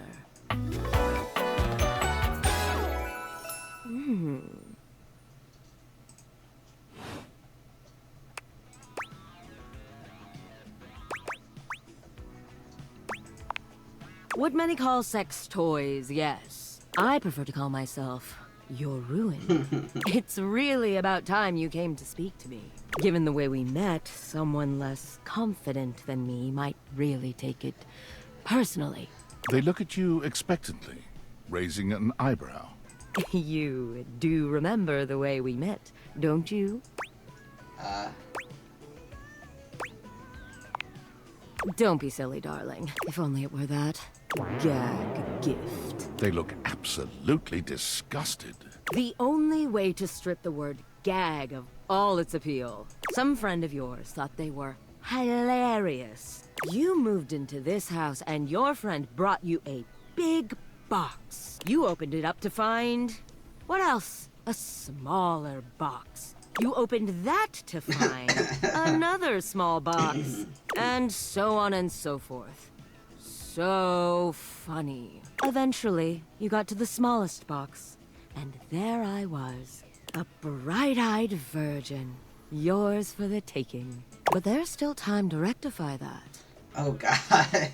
After all, you're here, I'm here, and I know you have nothing but time. So how about it? Me and you and mind-bending, earth-shattering pleasure?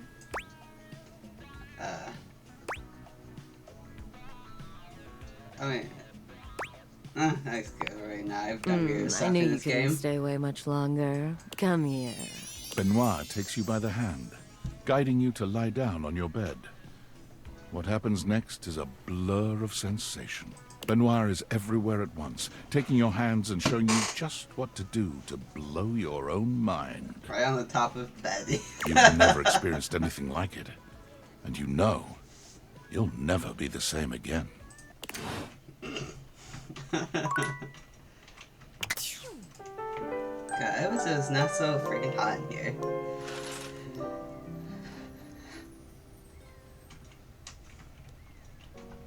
I'm gonna gonna tie it to Benoit again. Benoit is in a graceful split on the ground, bending forward so that their nose touches their knee. They smile when they see you, but they take their sweet time getting up. Perhaps they intend to show off for you. Well, well, well. Surprised you can walk without a limp after all that. I'm glad you came to see me. I thought of a wonderful way for us to get to know each other better. Aside from the obvious and surefire method. Sex. Sex is a really good way, goodness. Sex, for one. But aside from that... They pull a small black and red box out from a drawer. Sexy questions for sexy people. A card game designed to help couples working on their intimacy. Not that I need any help with my intimacy, but you seem a bit shyer than me, so we might as well make a game of it. Benoit draws a card and reads aloud to you. What is the wildest place you've made love?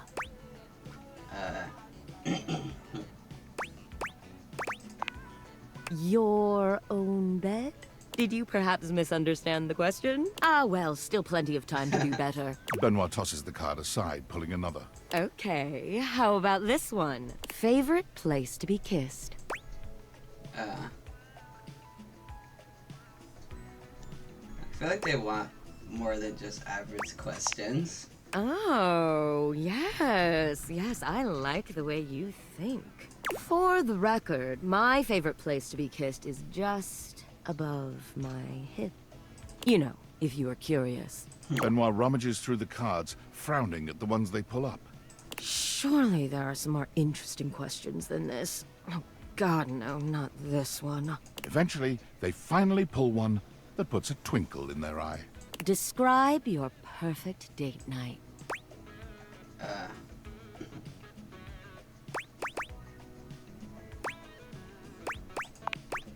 Oh, I'm not so one note, you know.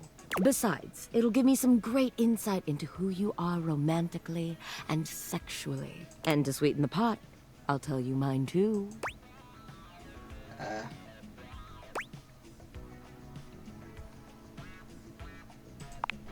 Like... God, I suppose I'll just have to take the lead here. Benoit puts the card away, running a hand through their tentacle-like hair. Now, for my perfect date, you invite me to your place. We have an intimate dinner that delights and satisfies without leaving us too full. After all, we have after-dinner activities to look forward to. You give me that look, taking me by the hand and leading me through your glorious, immaculately clean mansion. Both of us know where we're going, but neither of us says a word. You open the door to your basement, where the vibes shift immediately. This is no ordinary basement. This is a dungeon. You bid me sit on a black leather couch as you sit across from me, snapping your fingers. A man dressed in vinyl from head to toe slithers out from behind some black silk curtains, offering me a shining silver tray covered in sex toys of all sorts. I run my fingers along the spread, acting as though I just can't decide. But we both know there's only one choice.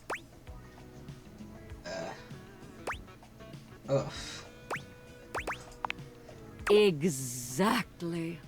The Indominator. Jesus Christ, what the fuck? That scares me a little bit, the thought of any of that. You ask me if I'm sure, and I tell you I'm here for a good time, not a long time.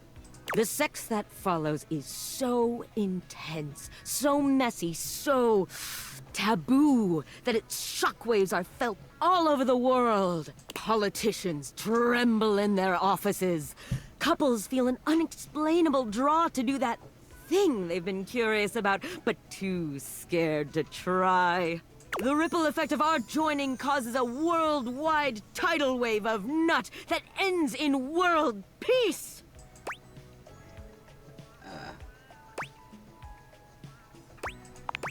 What fantasy isn't self-important, Doc? Benoit puts the box of cards away, their gaze far warmer than when you'd started. Well, now with that behind us, how are you feeling? Shall we go for round 2? I'm not much into, like, sex or anything, so... But I feel like if I just want to keep talking, I won't get like, a good ending with them. I'm not too sure. Benoit's lips curve into a wicked smile. We're going to have such fun. All that talk about the Indominator really seems to have wound Benoit up. Their voice whispers sweet debauchery into your ear, guiding you through complicated things that you'd never have managed yourself. When it's all over, you find yourself exhausted, but happy. There's a sweet safety in Benoit's arms, even when you're trying such new things.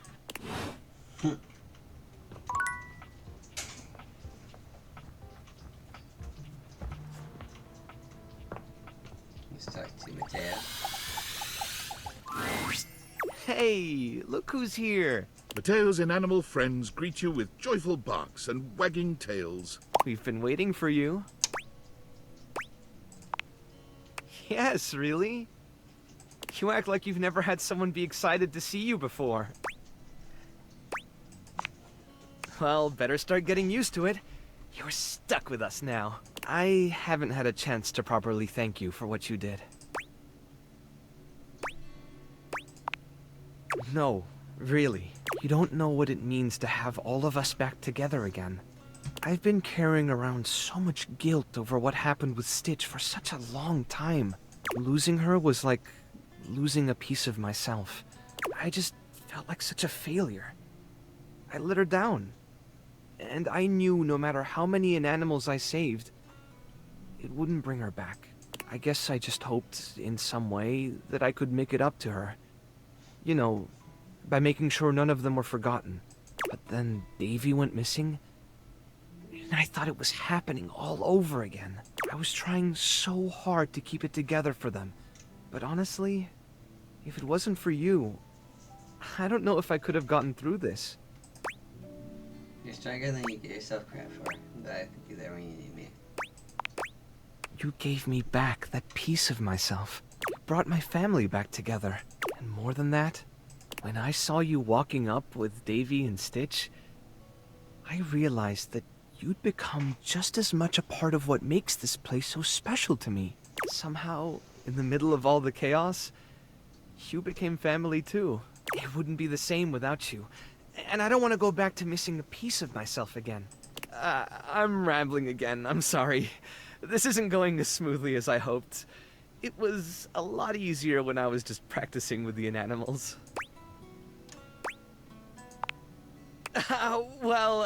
What I mean, what I'm trying to say is, I want you to stay.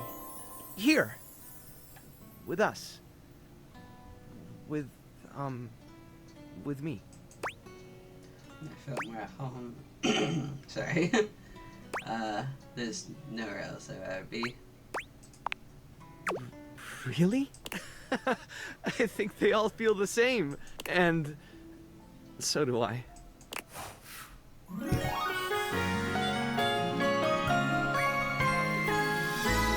inanimals miss you. I really enjoyed this story. But before you go back to your overworld home, it appears that Rebel blocks your way. You? What are you doing? Couldn't get enough of me, huh? Thought I told you to get lost.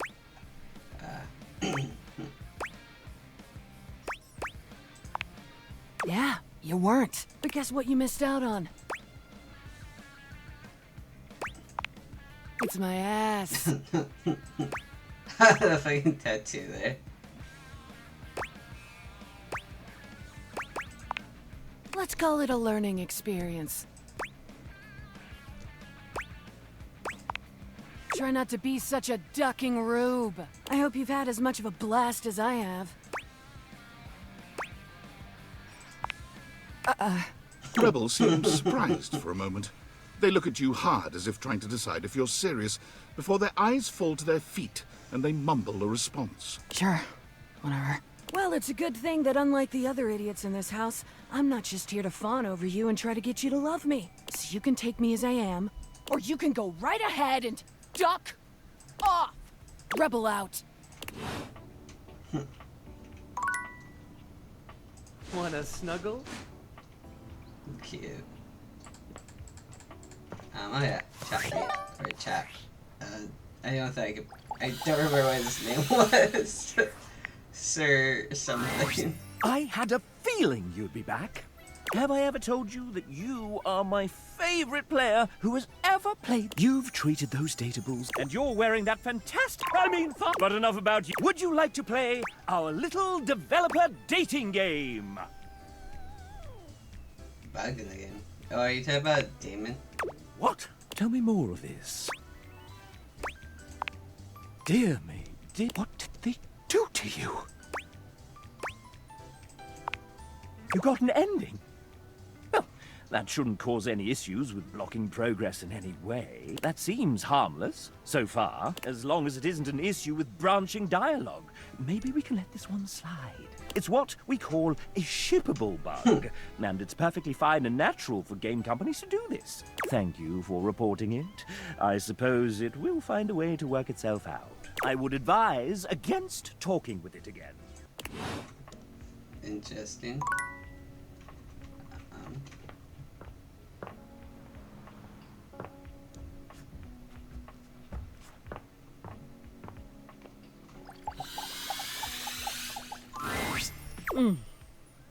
It's you. So, in the spirit of you teaching me to make friends, let me give you some friendly advice of my own. If you keep going the way you are now, you're gonna have a bad time.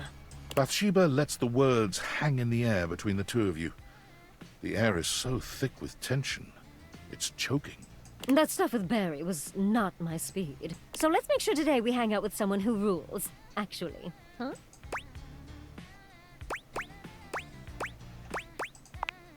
Then do better, sweetie. Now, who should we practice on? Bathsheba looks around the room, scanning it in a thoughtful silence, until her gaze settles on the rubber ducky. She doesn't even bother to wait for your input, walking swiftly to the duck with her arms wide.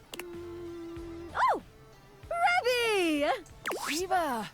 Sup, you dirty bitch? Oh my god, you are too funny.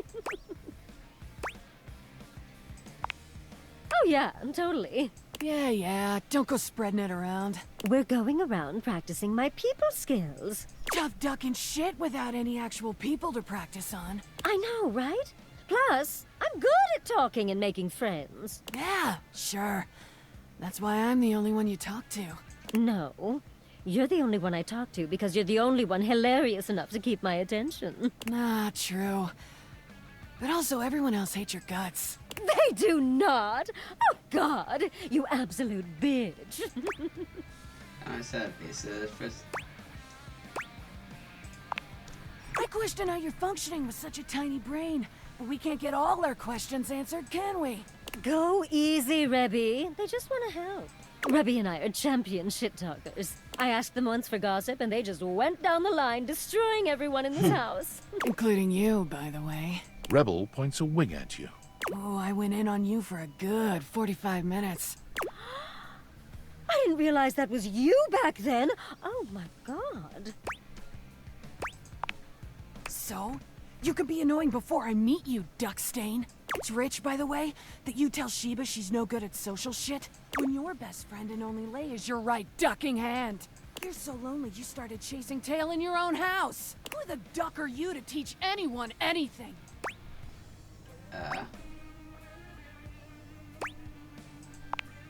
Oh, you finally grow a pair? Doesn't change shit. Only one that gets to dunk on Sheba is me, you dickbag.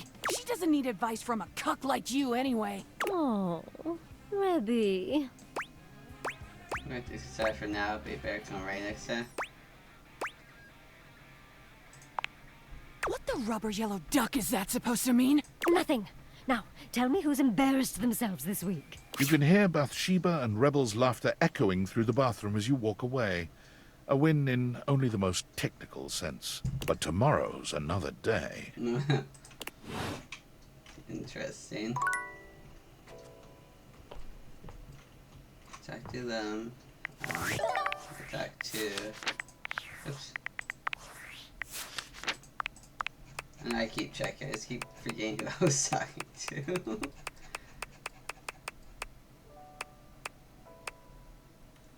Right, that's what I was missing. I can't technically talk to Rebel right now because they went missing.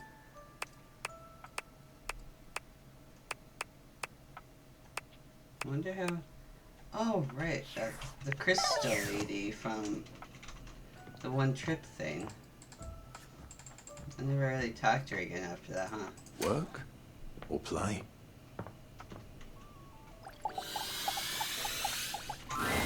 You expected some manner of dazzling beauty when you focused your gaze on the beautiful geode in your office, but you couldn't have imagined this goddess. Her crystalline eyes upon you stop you in your tracks. The planes of her sculpted face glitter so beautifully, you're almost tempted to touch her. But the aura of power that radiates from her stops your hand. You are new.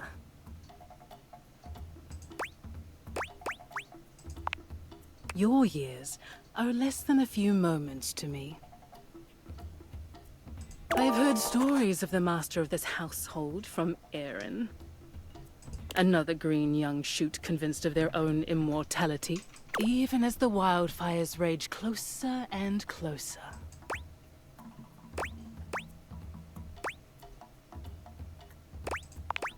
No, mortals always think this way.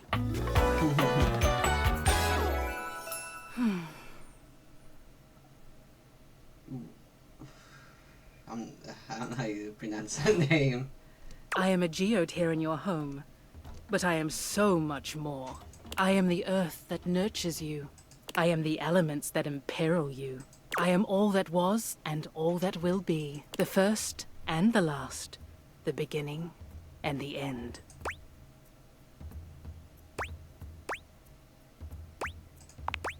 It is merely the truth of my existence. I have wondered when you might make your presence known to me. I hear of your comings and goings from the others in this place. Your antics are most amusing to me. Care? I do not care about what you do, but the things you do. I have not had this manner of entertainment in years. Continue. Well, continue another time. I have things to tend to now. Important things far beyond your kin. You may go now. Okay. This is a weird looking geode. There's like hearts all over it. I think I do have a geode that's like in the shape of a heart.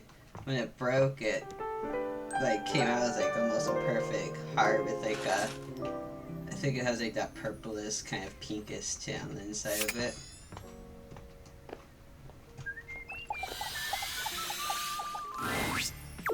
Back again, huh?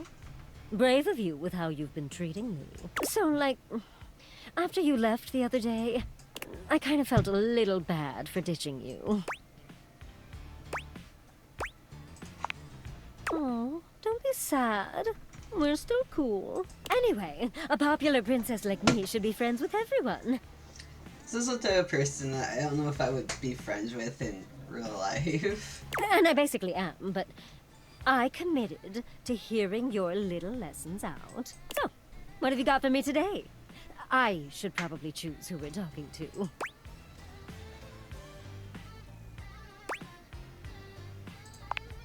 Don't worry, I have someone totally sweet in mind. I got a real great one for us today. She points at your bathroom mirror, strolling over to look at herself. Look that way when that mirror's gonna show up. Amir! Amir steps forward, greeting Bathsheba with a kiss to each cheek. Bathsheba, my darling, I am truly blessed by your beauty. Oh my god, stop. No, it is true. Just look at yourself. The way your just-bathed curls frame your perfect face. The gentle peak of your décolletage from your robe. Class and sass in equal measure. God, I like you.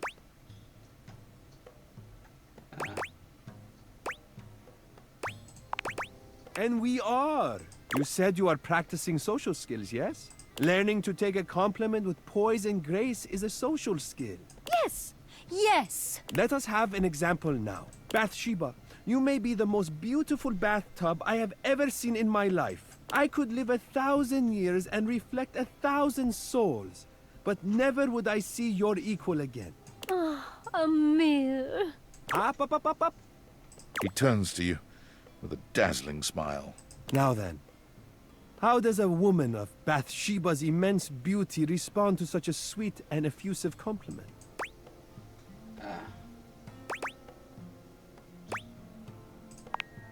That's nice, I guess. A little too demure for a queen like me, but nice. Humility is for peasants.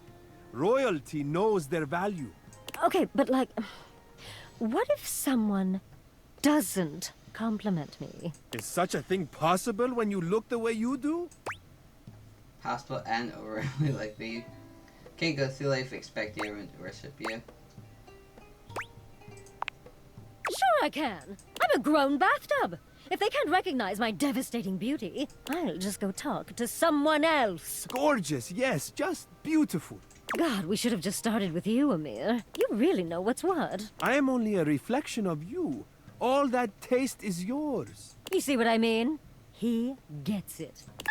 What a great time. Well, I'm so much glad you had fun today. I did, yeah. As did I. Always a pleasure. Today was perfect. Let's make sure we match Amir's energy next time. You can go now. Amir, sweetie, tell me some more nice things about me. Okay. Oh, right.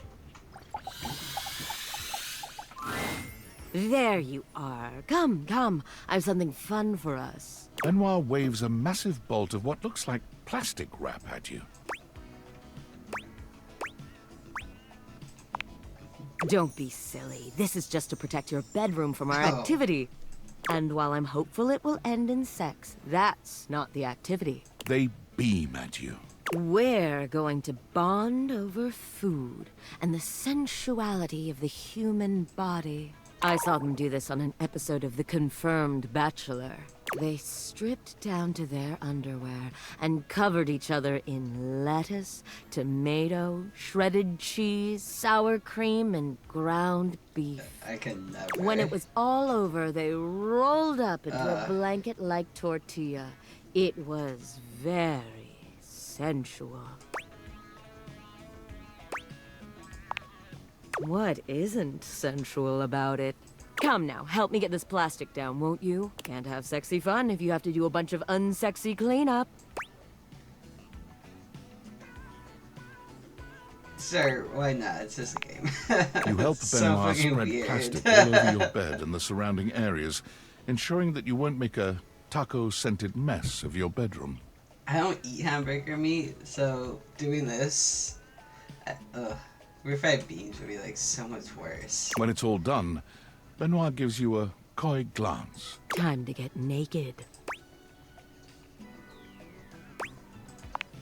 Of course. Both of you strip down to your underwear, but it's hardly a sexy atmosphere. Benoit is too busy preparing both of your toppings. Beautiful. Now, which of us should be the first to go? Happy to start. Benoit lies down on your plastic-wrapped bed, giving you a look that can only be described as hungry, in more ways than one. Go on, don't be shy. Start with the beef. You plunge your hand into the bowl of ground beef, and regret hits you immediately. It's cold, gritty, and somehow both squishy and crumbly.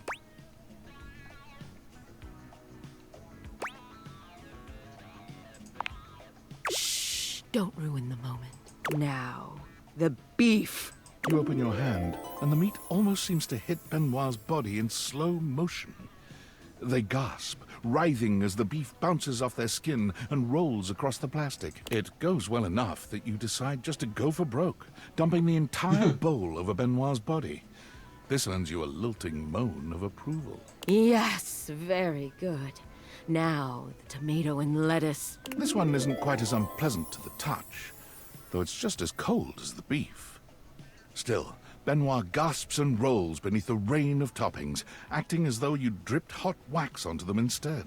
The cheese! You shower Benoit in shredded cheese, carpeting them in cheddar. This too pleases them to a degree you'd not thought possible. This is so weird. Even below the mountain of taco ingredients, you can see their chest rising and falling with short, panted breaths. The sour cream, please!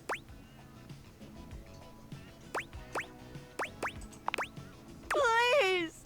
Benoit has generously provided an oversized condiment bottle for you, so you pick it up now, aim it, and squeeze. The pleasured sound Benoit makes is almost inhuman. It sends a shiver up your spine and rattles the walls of your bedroom. You wonder for a moment if the neighbors heard that, even without the date viators. The tortilla. Please, finish this. Their voice is shaky, and their entire body trembles. You shrug, rolling them onto a massive, conveniently placed tortilla, and continue forward until toppings and fillings and tortilla are one. They lie there, unable to move, entirely at your mercy. Beautiful. I never imagined you'd take so well to this. Now, unwrap me, and let's do the same to you.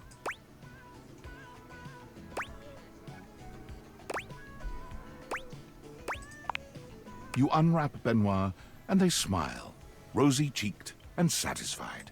With that spicy little bit of foreplay down, how are you feeling, darling? You ever fuck somebody covered in sour cream and taco seasoning? I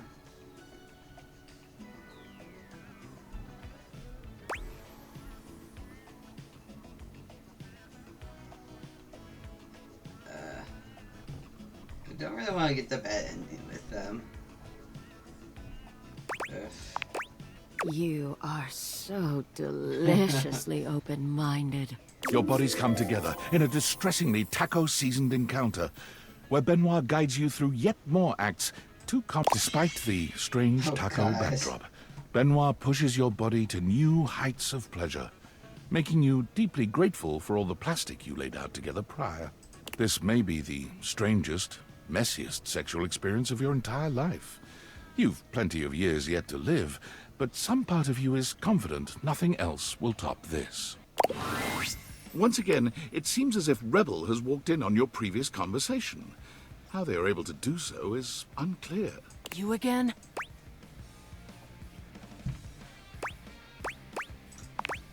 Well, I'm here. Choose an option, butt blaster. What do you got? Oh. Yeah, let's talk some shit. Oh, well that I can do. Me and Bathsheba have been talking a lot of shit lately. Guess you could say I'm in practice. You know, someone has to be willing to tell the truth around here, even if it's not exactly polished. So, let's see. Whose bullshit have I noticed lately? Why's that Four Eyes Maggie always snooping around? Sniffing into other people's business? Bet there's something fishy she's hiding away, bitch. Whatever. You do you. Then maybe I'll do you. Then we can both do me. Know what else I've noticed?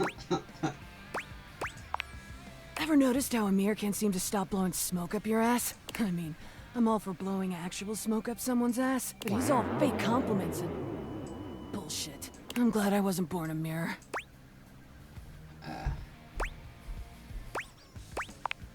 You would. Whatever. Know what else I've noticed? You met that golden trophy twink Stepford? Like, when's he gonna realize he's so hungry for a daddy? And come play with me. He's just wasting his time with all that sports balling.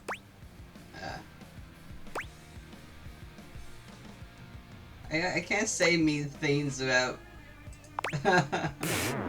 Like a fart in a hot car. Know what else I've noticed? How about that Betty? Giving it away day and night, and all warm and cuddly after? I mean, I like to party, but she's so... gooey. Like, aren't we all just trying to mash our bits together? I can't say mean things. Yuck. I mean, of course she is. Know what else I've noticed? Is he just gonna keep going? Know what I'm not a fan of? Who've always acting like everything's so great. Like, doesn't that fake positive act make you sick? I mean, I guess you and I aren't friends. Like 20 I pounds don't of know. sweet and light. Know what else I've noticed? Alright, I'm bored. Rebel out. Okay.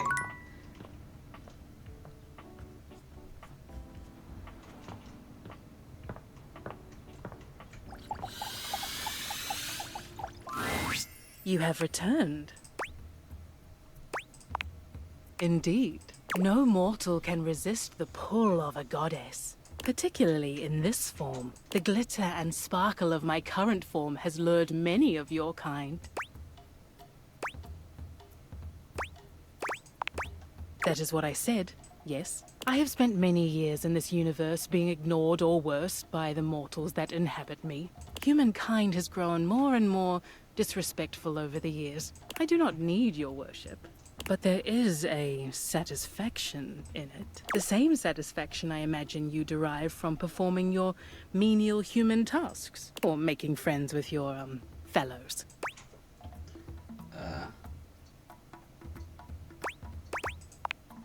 Oh. Then why do you persist in doing them? Humanity is truly baffling. If you have come to worship, you may do so now. Otherwise, state your purpose.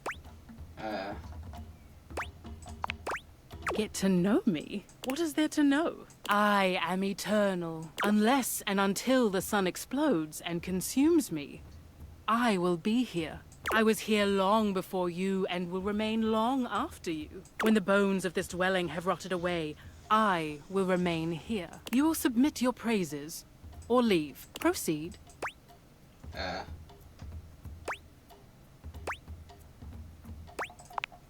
Cool. No, the actions of your kind have raised my temperature, which is fine for me, but concerning for your own future.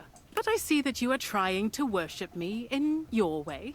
Now that that is settled, was there something else you required?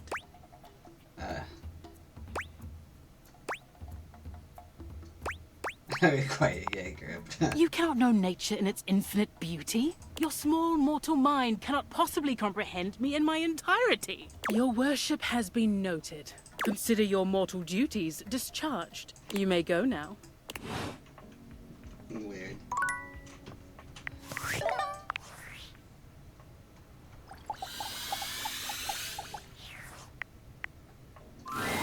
I had a feeling you'd be back. Have I ever told you that you are my favorite player who has ever played this? You've treated those... And you're wearing that But enough about... Would you like to play our little developer dating game?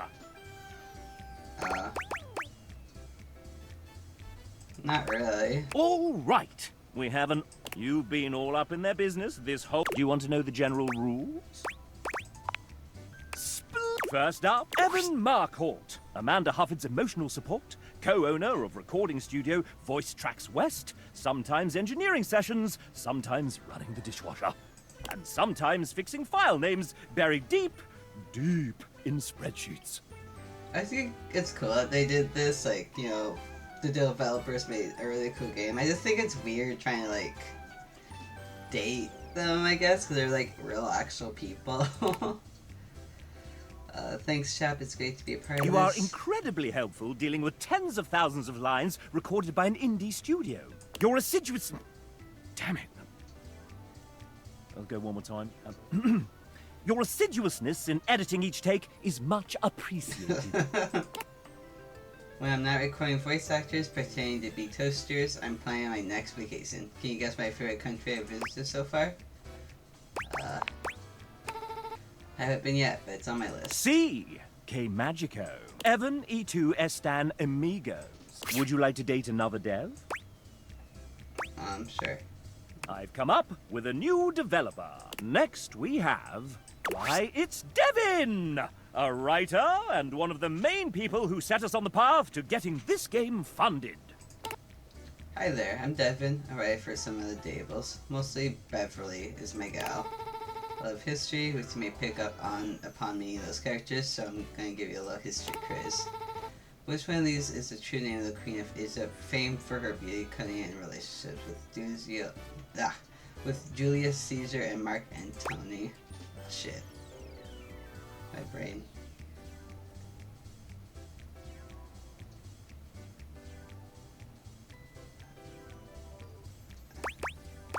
don't remember. I'm just gonna choose a random one. Close but not possible. Not name possible answer Cleopatra's mother. Her family tree is full of Cleopatra. Yeah, that's what threw me off. Then a lot of really messy up shit. I'm not gonna mention because it would bring the vibe down. Oh well, that's just straight for you. Nonetheless, you and Devon are friends. Would you like to date another Dev? I've come up with a new developer. Ladies and gentlemen, script kiddies and coding wizards, gather round as we unveil the architect of algorithms, the smasher of bugs, our lead engineer, Tiago. Hey chap, hey everybody. So happy you're all enjoying our game. So, Tiago, I've got some questions for you here. Let me just... Ouch! You okay there, chap? Maybe... No, I need... Oh no! Chap's glitching! Great timing. Here, I was with my 32-page briefs. Don't just stay there, do something! Let's get you fixed, pal. Should I do something? Don't worry about it. And I'll set. Wow, thanks. I do feel much better. What happened to the bug? It's running toward the kitchen. Help! What should Tiago do with this damn bug? It's fine, nothing perfect anyway, right?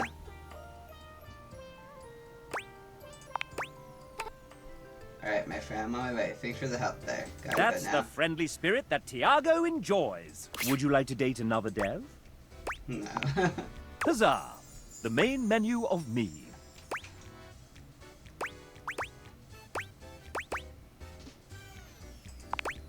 Now, do you want to lock in your result and go straight to an end? Or check and see how you're doing?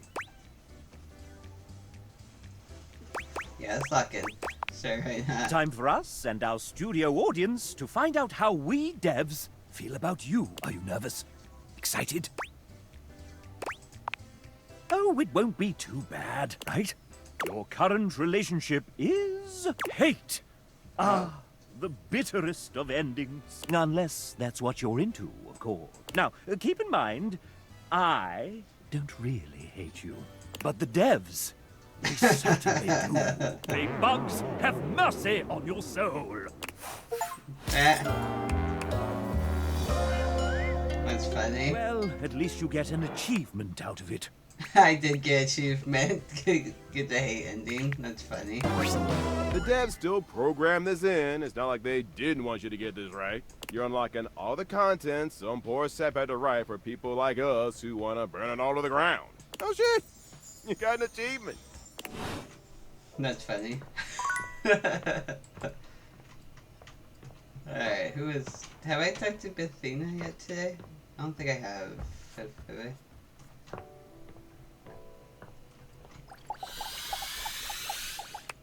I did. I talked to you. Chap. I talked to... Who else? Who am I missing? I'm like down to like the last few. Yeah, I talked to you. Rebel's kind of just random. Talk to you. Talk to you. Okay, so I gotta start finding new people.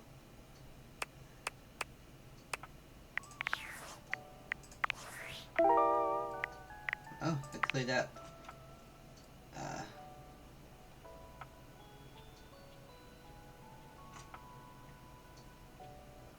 Randomly net that I see here stories about you from Erin, another so-called goddess like her. By changing the climate to something chilly. Did I already change the temperature? To something chilly.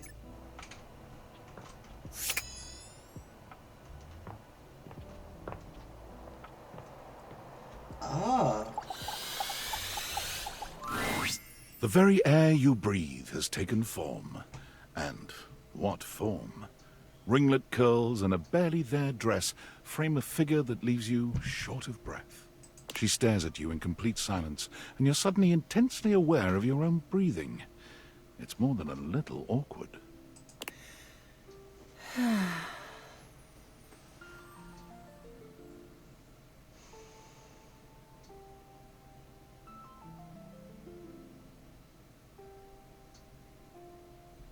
Sorry.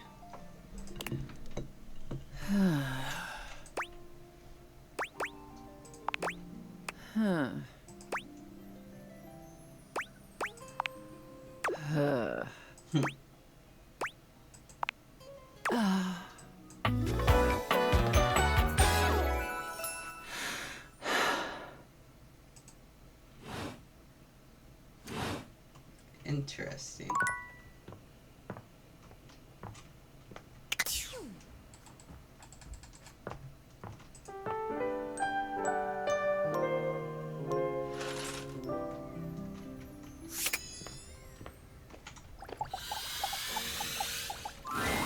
Bathsheba looks, for the first time since you've met her, sad and entirely unenergetic. She sighs when she sees you. Oh, hey. Everything. Talking to Amir was like so great. I was like, wow, I could use this experience again. So I went around the house, you know, using all the lessons I learned from you. 1. Tell others they're being annoying. 2. Whenever you have something shady to say, say it. 3. Make sure your future friend compliments you constantly. Tell me that didn't make... Yes, it is. I was paying attention. You need to take responsibility for what you've done. Your little friendship lessons made me enemies. I thought I was going to get compliments, and I got insults and rejection. Like what? Humility. No one would ever ask a princess to be humble. It's not in me. I don't get it. Everyone around here is so easy to talk to, and they know just who I am. Well, most everyone is. I wasn't expecting the rest of the house to be so mean.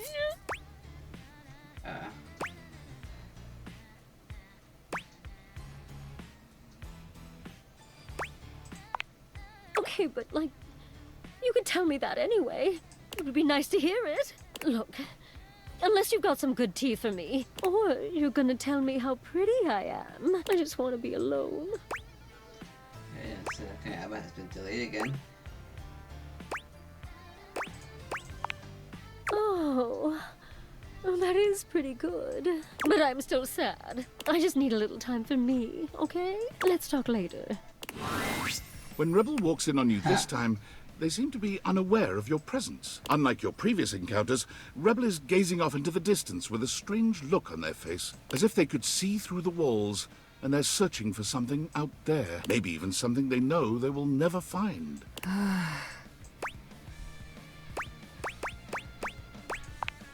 Straight away, any hint of softness in Rebel's face dissolves. They turn on you, the mask already back in place. With a disdainful laugh, they raise an ironic eyebrow and put their hand between their legs in a gesture that can only mean one thing. From up your butt and around the coroner. You caught me in a moment of post-com clarity. And you can't tell me that. I thought you were sad. What card? Like I said, what you see is exactly what you get. So, what brings you to my domain on this fine, hormonally unstable day?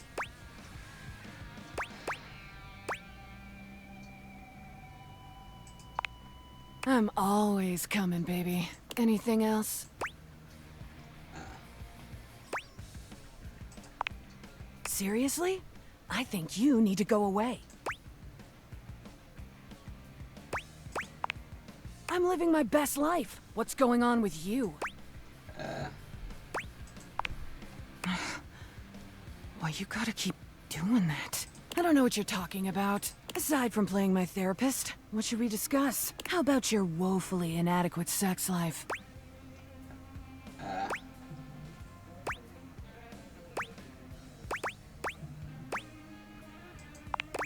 Thought you'd never ask. Get a pair of gloves and some handcuffs. Your time with Rebel is... God. Well, any description would probably leave out one of the many modalities of mattress mashing that you experimented with. We will say it was creative and exhaustive, and leave it at that. When it's all done, Rebel shows you the door with as little intimacy as an automated checkout machine spitting out a receipt. You wonder how long it'll be before you can walk normally again. I didn't think of acting for that.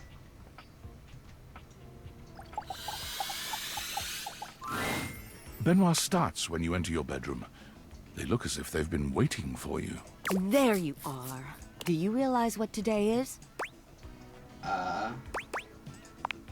Not yet. But I can see you might as well have. It's the anniversary of the day we met. Or should I say, the anniversary of the day you pulled me out of several boxes, and you and all your friends laughed and laughed.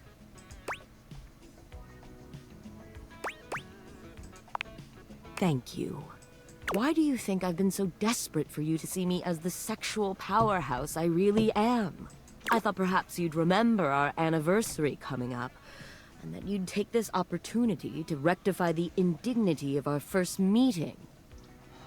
Clearly, I can't count on you to do this yourself.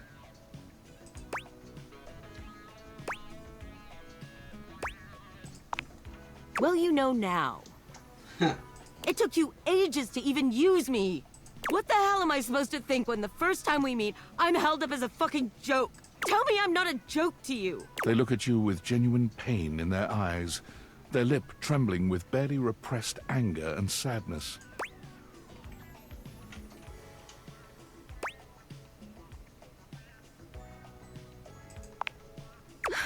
Thank you. They turn away from you, wiping at their eyes. I never wanted you to see me like this. I need to be alone for a while.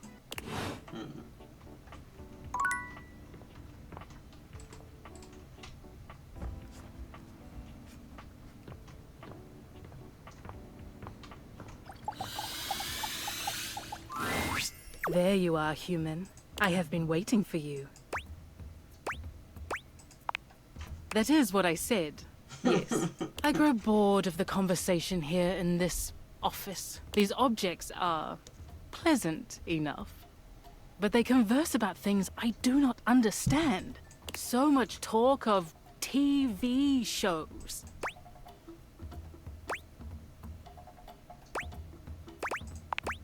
It is incomprehensible. So much inscrutable mortal jargon. What happened to storytelling? Something about total drama, tea spilled, the shade of it all. These are words I recognize, but their usage is unclear. But you are here now, so you will entertain me. It is simple. Tell me something of your human aspirations, your hopes and desires. There is nothing so amusing as the dreams of humanity.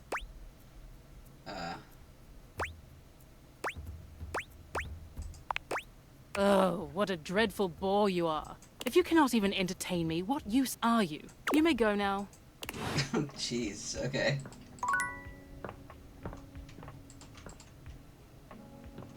I had the air. Air. Do I have to turn the air back on?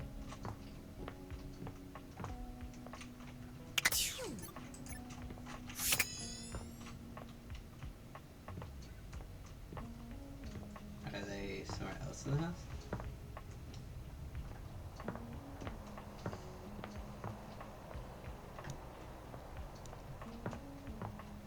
Oh!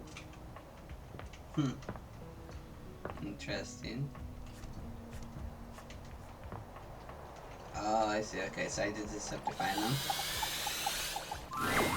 I am Aaron, the air you breathe. From the moment your existence was fiercely ripped from the great void, I have been there during every breath, every heartbeat, every chittering shudder that marks the high and low points of your life. I do not care what you think. You mean very little to me, human. In my current state in this hovel, I am an admixture of several elements that provide your lungs the capacity to transport oxygen through your bloodstream. But had we met several million years ago, You would not have been able to survive for more than a few moments before my intoxicating melange would annihilate you. I shift with the wind. I melt with the tides. I shield this rock with a layer of fragrant bloom. I am.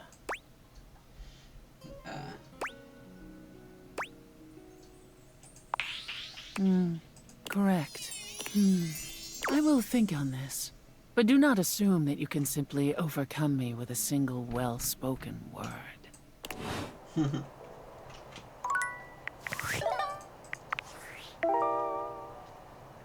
Anime seems to be all the rage these days. Guy thinks you should get more anime merchandise.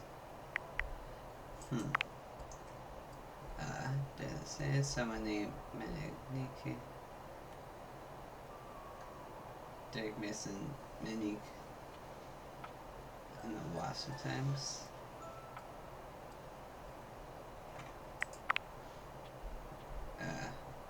Phoenicia brought up Easter egg things I can by clicking on text boxes. Like text boxes.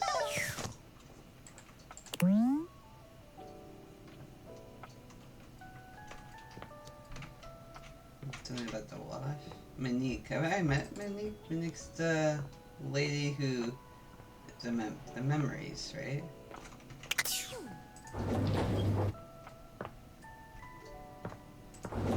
This one was...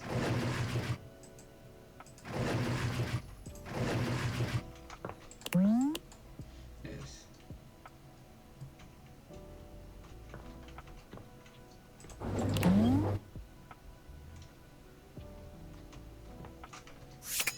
Dearest, allow me to wash away your cares.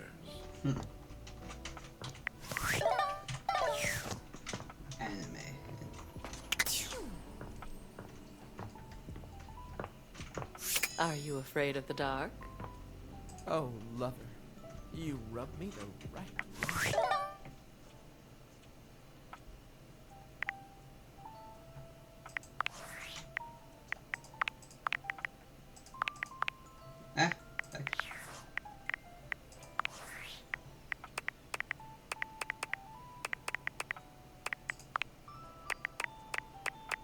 I thought maybe if it was like something anime related in here. But I don't think.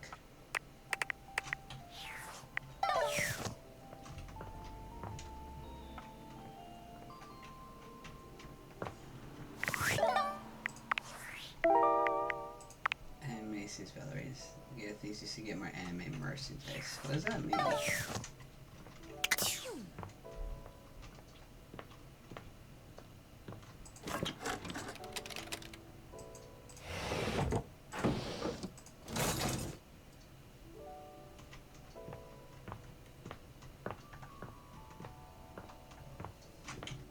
Yeah, I don't think there's really anyone else for me to talk to.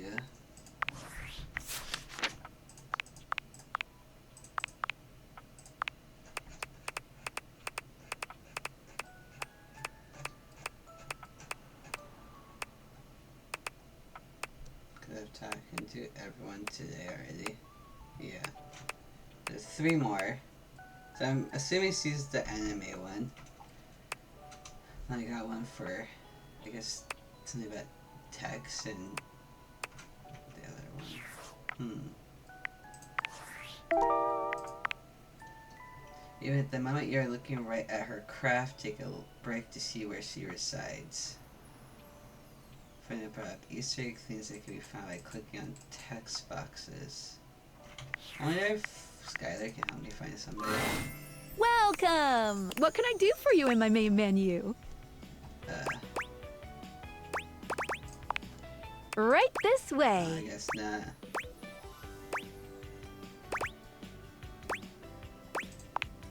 not. What can I do for you in my main menu? Oh, there's lots I can chat about. Me? Okay. Scoot anything. Ooh, that fantastic red shirt is looking maybe.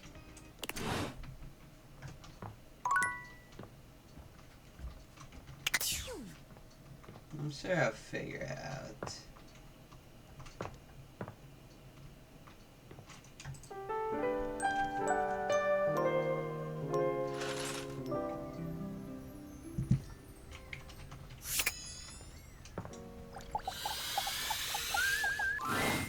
I'm so glad you're back. I thought maybe after the other day, I didn't think you'd ever want to see me again. Why not? Because you showed emotion? Of course I want to see you again. Thank you. Sex toys aren't supposed to be emotional, you know. We do one thing, and we do it well. But I've been holding on to these feelings of inadequacy for years. I can be confident and sexy around everyone else in this house. But when I see you, I just remember that first time we met. I've been desperate for you to see me as the sensual being I am.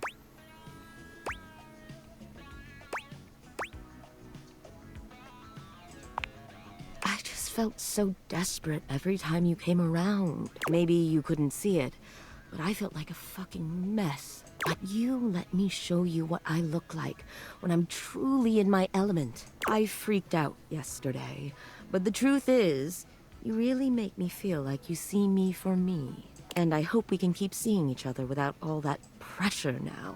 I want to keep doing this, if you'll have me. I'm so happy. Benoit takes your hand in theirs, reaching up to wipe a tear away from their eye. Let's start over from now on. No more pressure to be anything but ourselves. You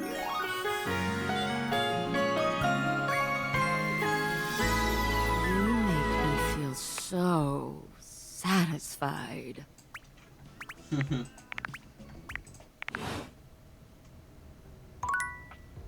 Looking for a good time? Oh god. What the fuck?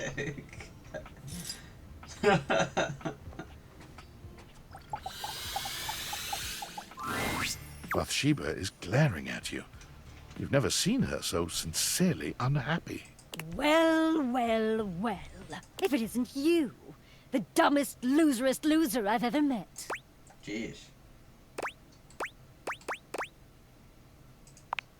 I never needed your help. I was doing great without you. She takes a breath, drawing her hand down over her face in a sort of calming gesture. You walk into my bathroom.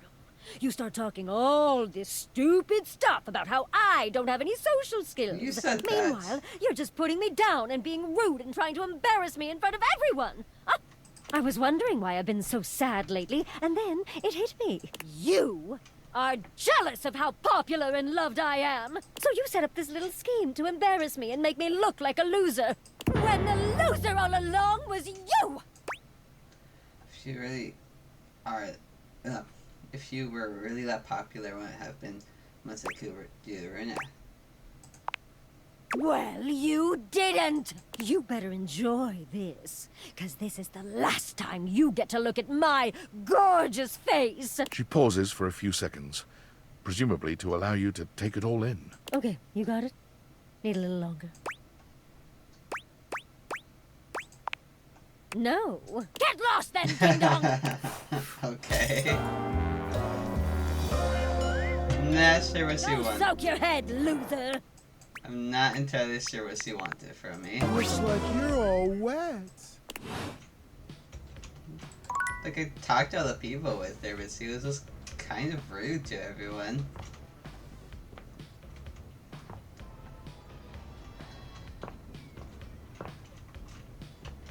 I do want to try one thing out. I heard, because, yeah, I watch a lot of TikTok. I heard someone say that you could talk to the narrator if you go outside. I just say that. So I'm kind of curious if that's how you get the narrator. Get like the disarm. I'm just gonna make another save. There you go, just in case. The outside world. It beckons. When is the right time to leave, you may wonder? To get one of those good... Oh. You Okay, wish so it to does speak work. with me? To date me? It was saying something about the texts and the rumors, and I remember somebody talking about you can date the narrator if you go to the door, so it looks like you can do that. My name is J.B. Blanc. I'm an actor, living in California. I've done on-camera work, voiceover, and voice-directed quite a few of your favorite games, perhaps. I was hired for this job based on my audition. When I auditioned, the game was called Project Miranda, and I had no idea what I was in for. Now I very much know the scope of this game, and have somehow spoken all 5,000 narrator lines aloud. Very. I'm not particularly interested in dating. I'm kind of single by choice. Finding love in Los Angeles is not recommended. This fucking city is nuts. And you're fucking nuts for playing this game. I won't date you. Well, I might not date, but I could describe what that would be like. Would you like that? Sure. Tell me, how would you like those sweet nothings served?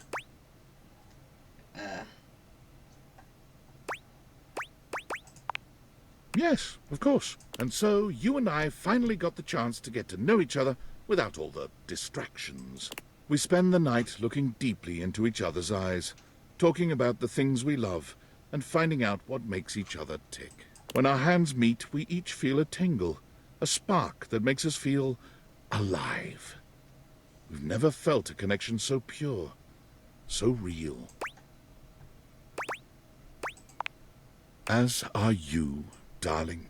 It's unfair that it's taken us this long to find each other, but we vow not to let it be the last time. As I watch you enter back into the overworld, it feels as though my heart may shatter. But I remind myself how lucky I was to have had you at all, even for just an evening. Okay, that's cute. Definitely not a character, but that's still pretty cool. They can talk to him. Right here. The air. There you are. You return. Still you prattle. I've seen you around your lair speaking endlessly to the others. To yourself.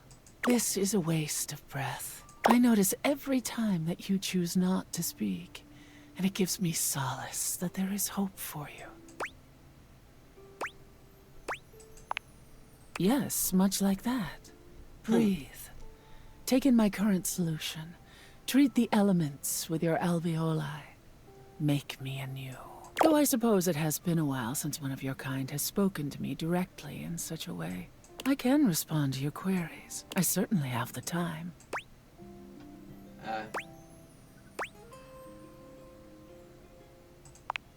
Life. Your life is completely mine in every way. Without the circulation of my form through your body, you would perish in moments. After 1 minute without my presence, your brain cells, your neurons, begin dying off. Your neurons require glucose. They transmute glucose into energy to power themselves to keep going. But the key ingredient to allow them this power is oxygen. Your respiration allows that flow of oxygen, and thus allows your neurons to survive. After a mere 5 minutes without my presence, your neurons will slow, and your death will be imminent. The more you know.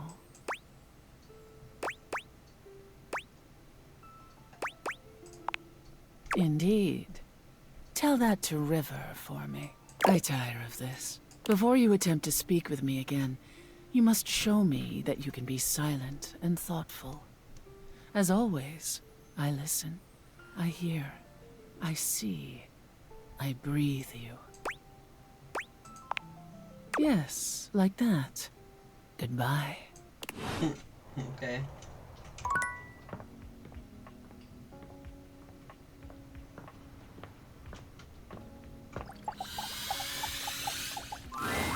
You have come, human. Even in your absence, you have occupied my mind. You should feel honored. I have something to say to you. So listen well. I have watched human beings from a distance over years. I have observed many of the disgusting crimes and wrongs you have committed against each other and myself. I have endured suffering your puny mortal mind could never imagine. So listen well to what I have to say now. You are the most loathsome human being I have ever encountered. I am billions of years old. Think of what that means. You are even less tolerable than murderers and polluters. I take solace in the knowledge that your death hastens. It is nothing but the truth. I have been here long before you, and will be here long after you are gone. You could have had a goddess's blessing, and instead, you will have her ire. Leave now, and do not ever approach me again. What did I do? You are not worthy of my presence. Be gone! Because I didn't fucking worship a rock? Is that why you're pissed at me? You're so high-minded, thinking everything's made from rocks. But I ain't. I'm made of venom. And maybe a little gold, just for the costume. I am not having much luck today, or am I? Oh! Oops.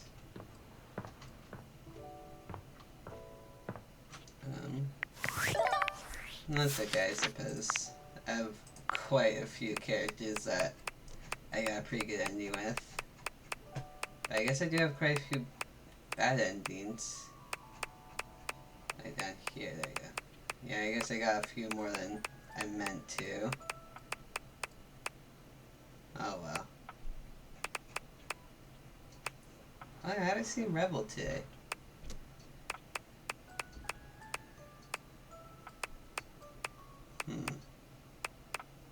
How do I find this?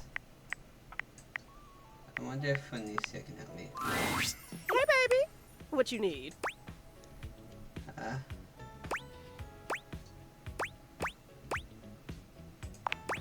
Ooh, force of habit. Oh, okay.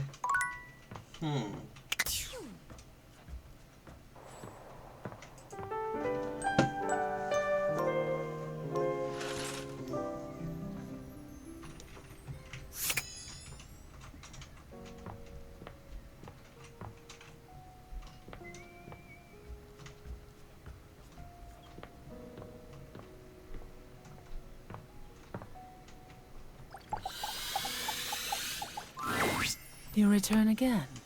Why? I thought I was doing okay with the Notaki thing. Truly, I have been pleased, though it is still not enough. But you should not be keeping quiet for my approval. The practice of mindfulness is its own reward. Do you enjoy gazing at my form? Is that it? These ideas are not my own. They are merely the truth plucked from existence and communicated clearly.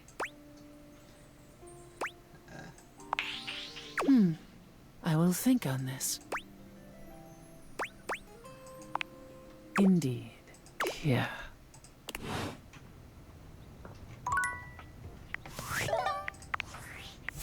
Do I have to find Rebel somewhere? Yeah.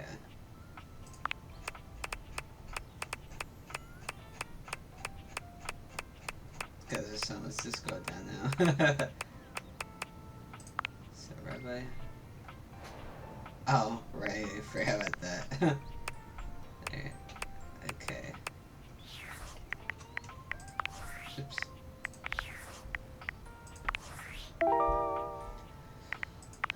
Enemies. So I have to find something about enemy. This monetary mistress is safe inside. During the science, someone named Money came by to see what was going on. Angel of Accounting came by while Bobby was in the attic. Dirk mentioned Monique, someone who gets lost in the watch sometimes. Maybe I have to talk to Monique then.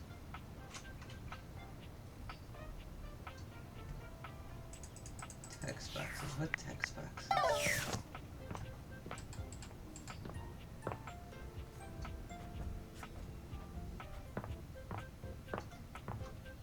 Oh, right, I forgot Monique doesn't appear anymore.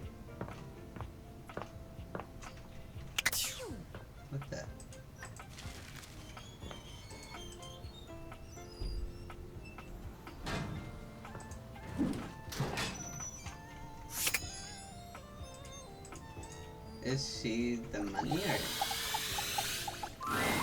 Sophia's gaze is normally fairly stern, but the look she gives you now is downright intimidating. Take care of her, wretch. How inconsiderate. With Sophia gone, you finally have a chance to get a proper look at your money. And to your surprise, it seems that she's evaluating you just the same way. She's beautiful, but she has her own sort of intimidating air. The way Sophia protects her, you'd expect her to be a meek little thing, but she has the air of an accountant preparing to lecture you about your irresponsible spending. Huh. Uh-oh. How much do you need? There's no time for pleasantries if you have come to me. How bad is it?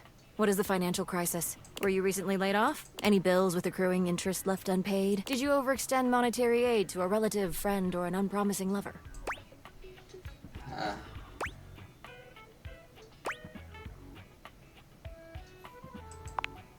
Troubling. Duly noted. Then why are you here? Your name? Interesting. Duly noted. I am Monique. As you already know, I am responsible for saving you when you screw up. Oh. Wait, what's the name of the other lady then? The one that does the memory stuff. Oh, gosh. I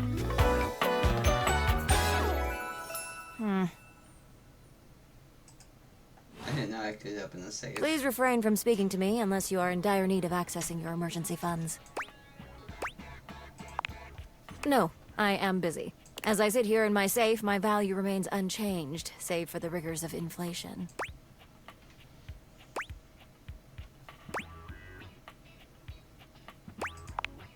Leave me to the vagaries of the free market? That would be very dangerous. The quantity of me here constitutes your entire savings, which you should consider as a short-term emergency fund. As you are presumably still getting paid from your employer, you should only consider investing once there are 3 to 6 months worth of expenses saved here. Leaving this safe is unthinkable. Do you understand? I am now stating that any advice and counsel from me is of my own opinion and not of a professional's. Now, to proceed with your question. Depending on your lifestyle and goals, adjust your personal spending to a minimum. Let's say about 10% or less of your paycheck. Then after paying the necessities like rent and utilities, see what remains and save accordingly. Also, get fewer home deliveries. The extra fees add up to a substantial amount. You can find more in this simple budget spreadsheet I've put together. I must go now. Goodbye. Okay. Alright. So I found her. So now I just have to figure out something about... This is him. So I've got text boxes and then... anime.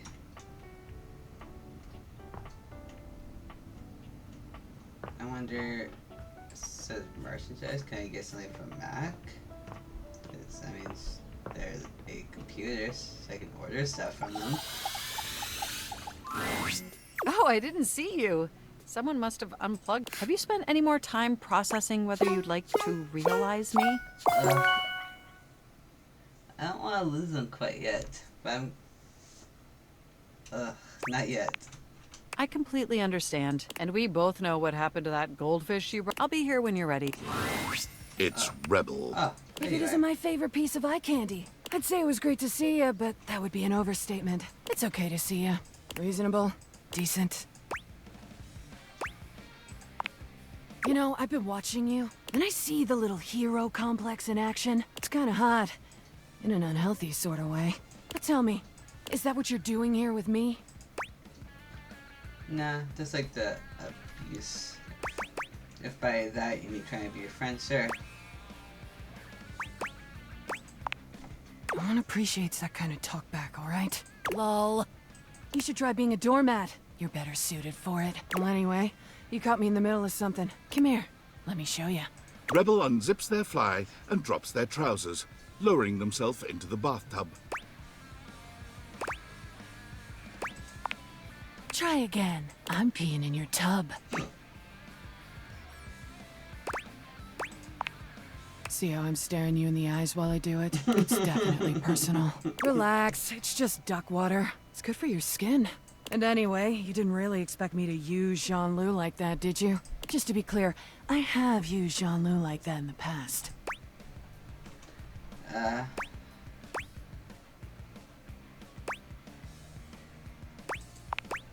And? Hey, you gotta stop doing that.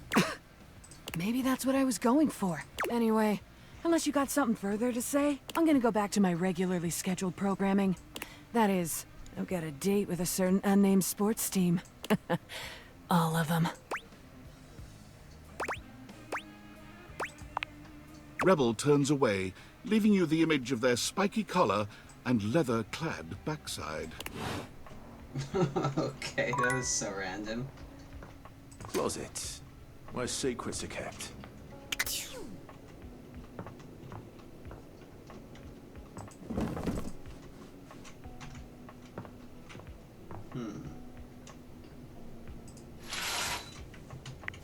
Tell me about text. Alright.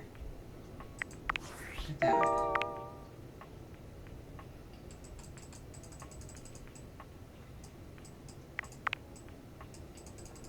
What does that mean? I can't really click on.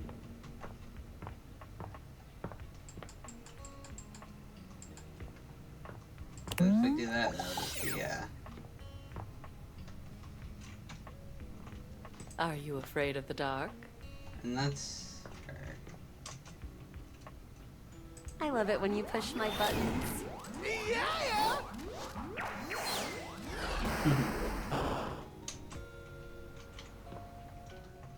Alright, I am back. So I looked everywhere. It was having such a hard time trying to figure out like how I found the last two, so I did look up like a tip to just kind of see if I was going the right place, and apparently one of the datables, I believe, let me go into date index real quick. Apparently I don't find them until after I realize 10 people. Yeah, 1, 2, 6. Yeah, I have 6. And apparently once I have 10 of these guys, then they show up, so that's why I haven't found them. And the other one, I would have never found this. Apparently, they're like the texts themselves.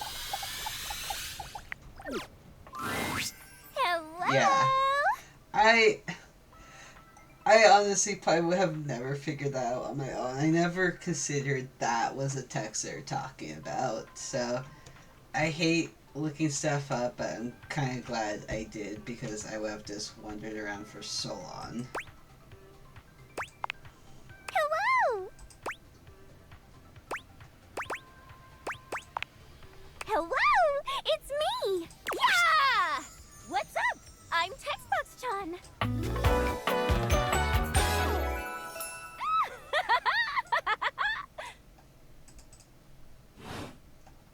A stranger that appears to be cuteness personified jump kicks into your view, striking a pose so adorable, it makes you just a little dizzy.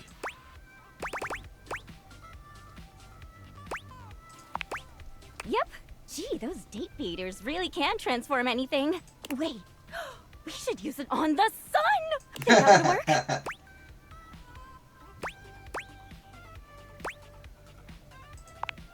Oh, that's okay. It'll happen someday. Maybe DLC or something. Even though UI is on the surface, the ideas being conveyed are anything but.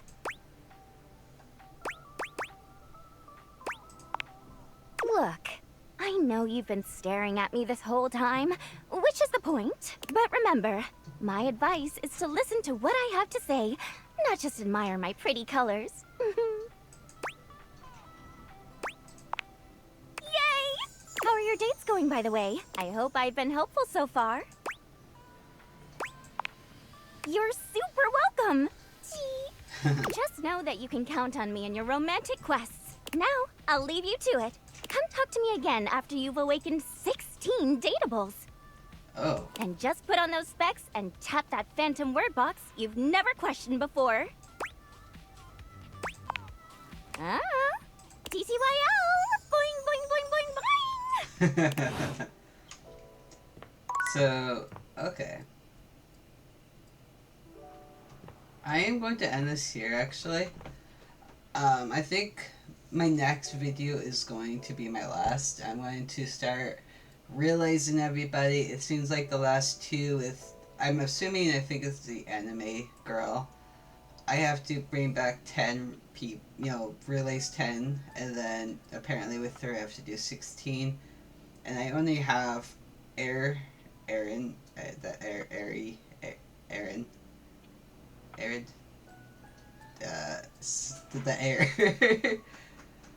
and Rebel. So I'm just gonna kind of start talking to them and then start focusing on all that fun stuff. But yeah, I'm super excited. I'll be back with my last video next time, and I hope you guys enjoyed this. Have a good day and a night, and I will be back.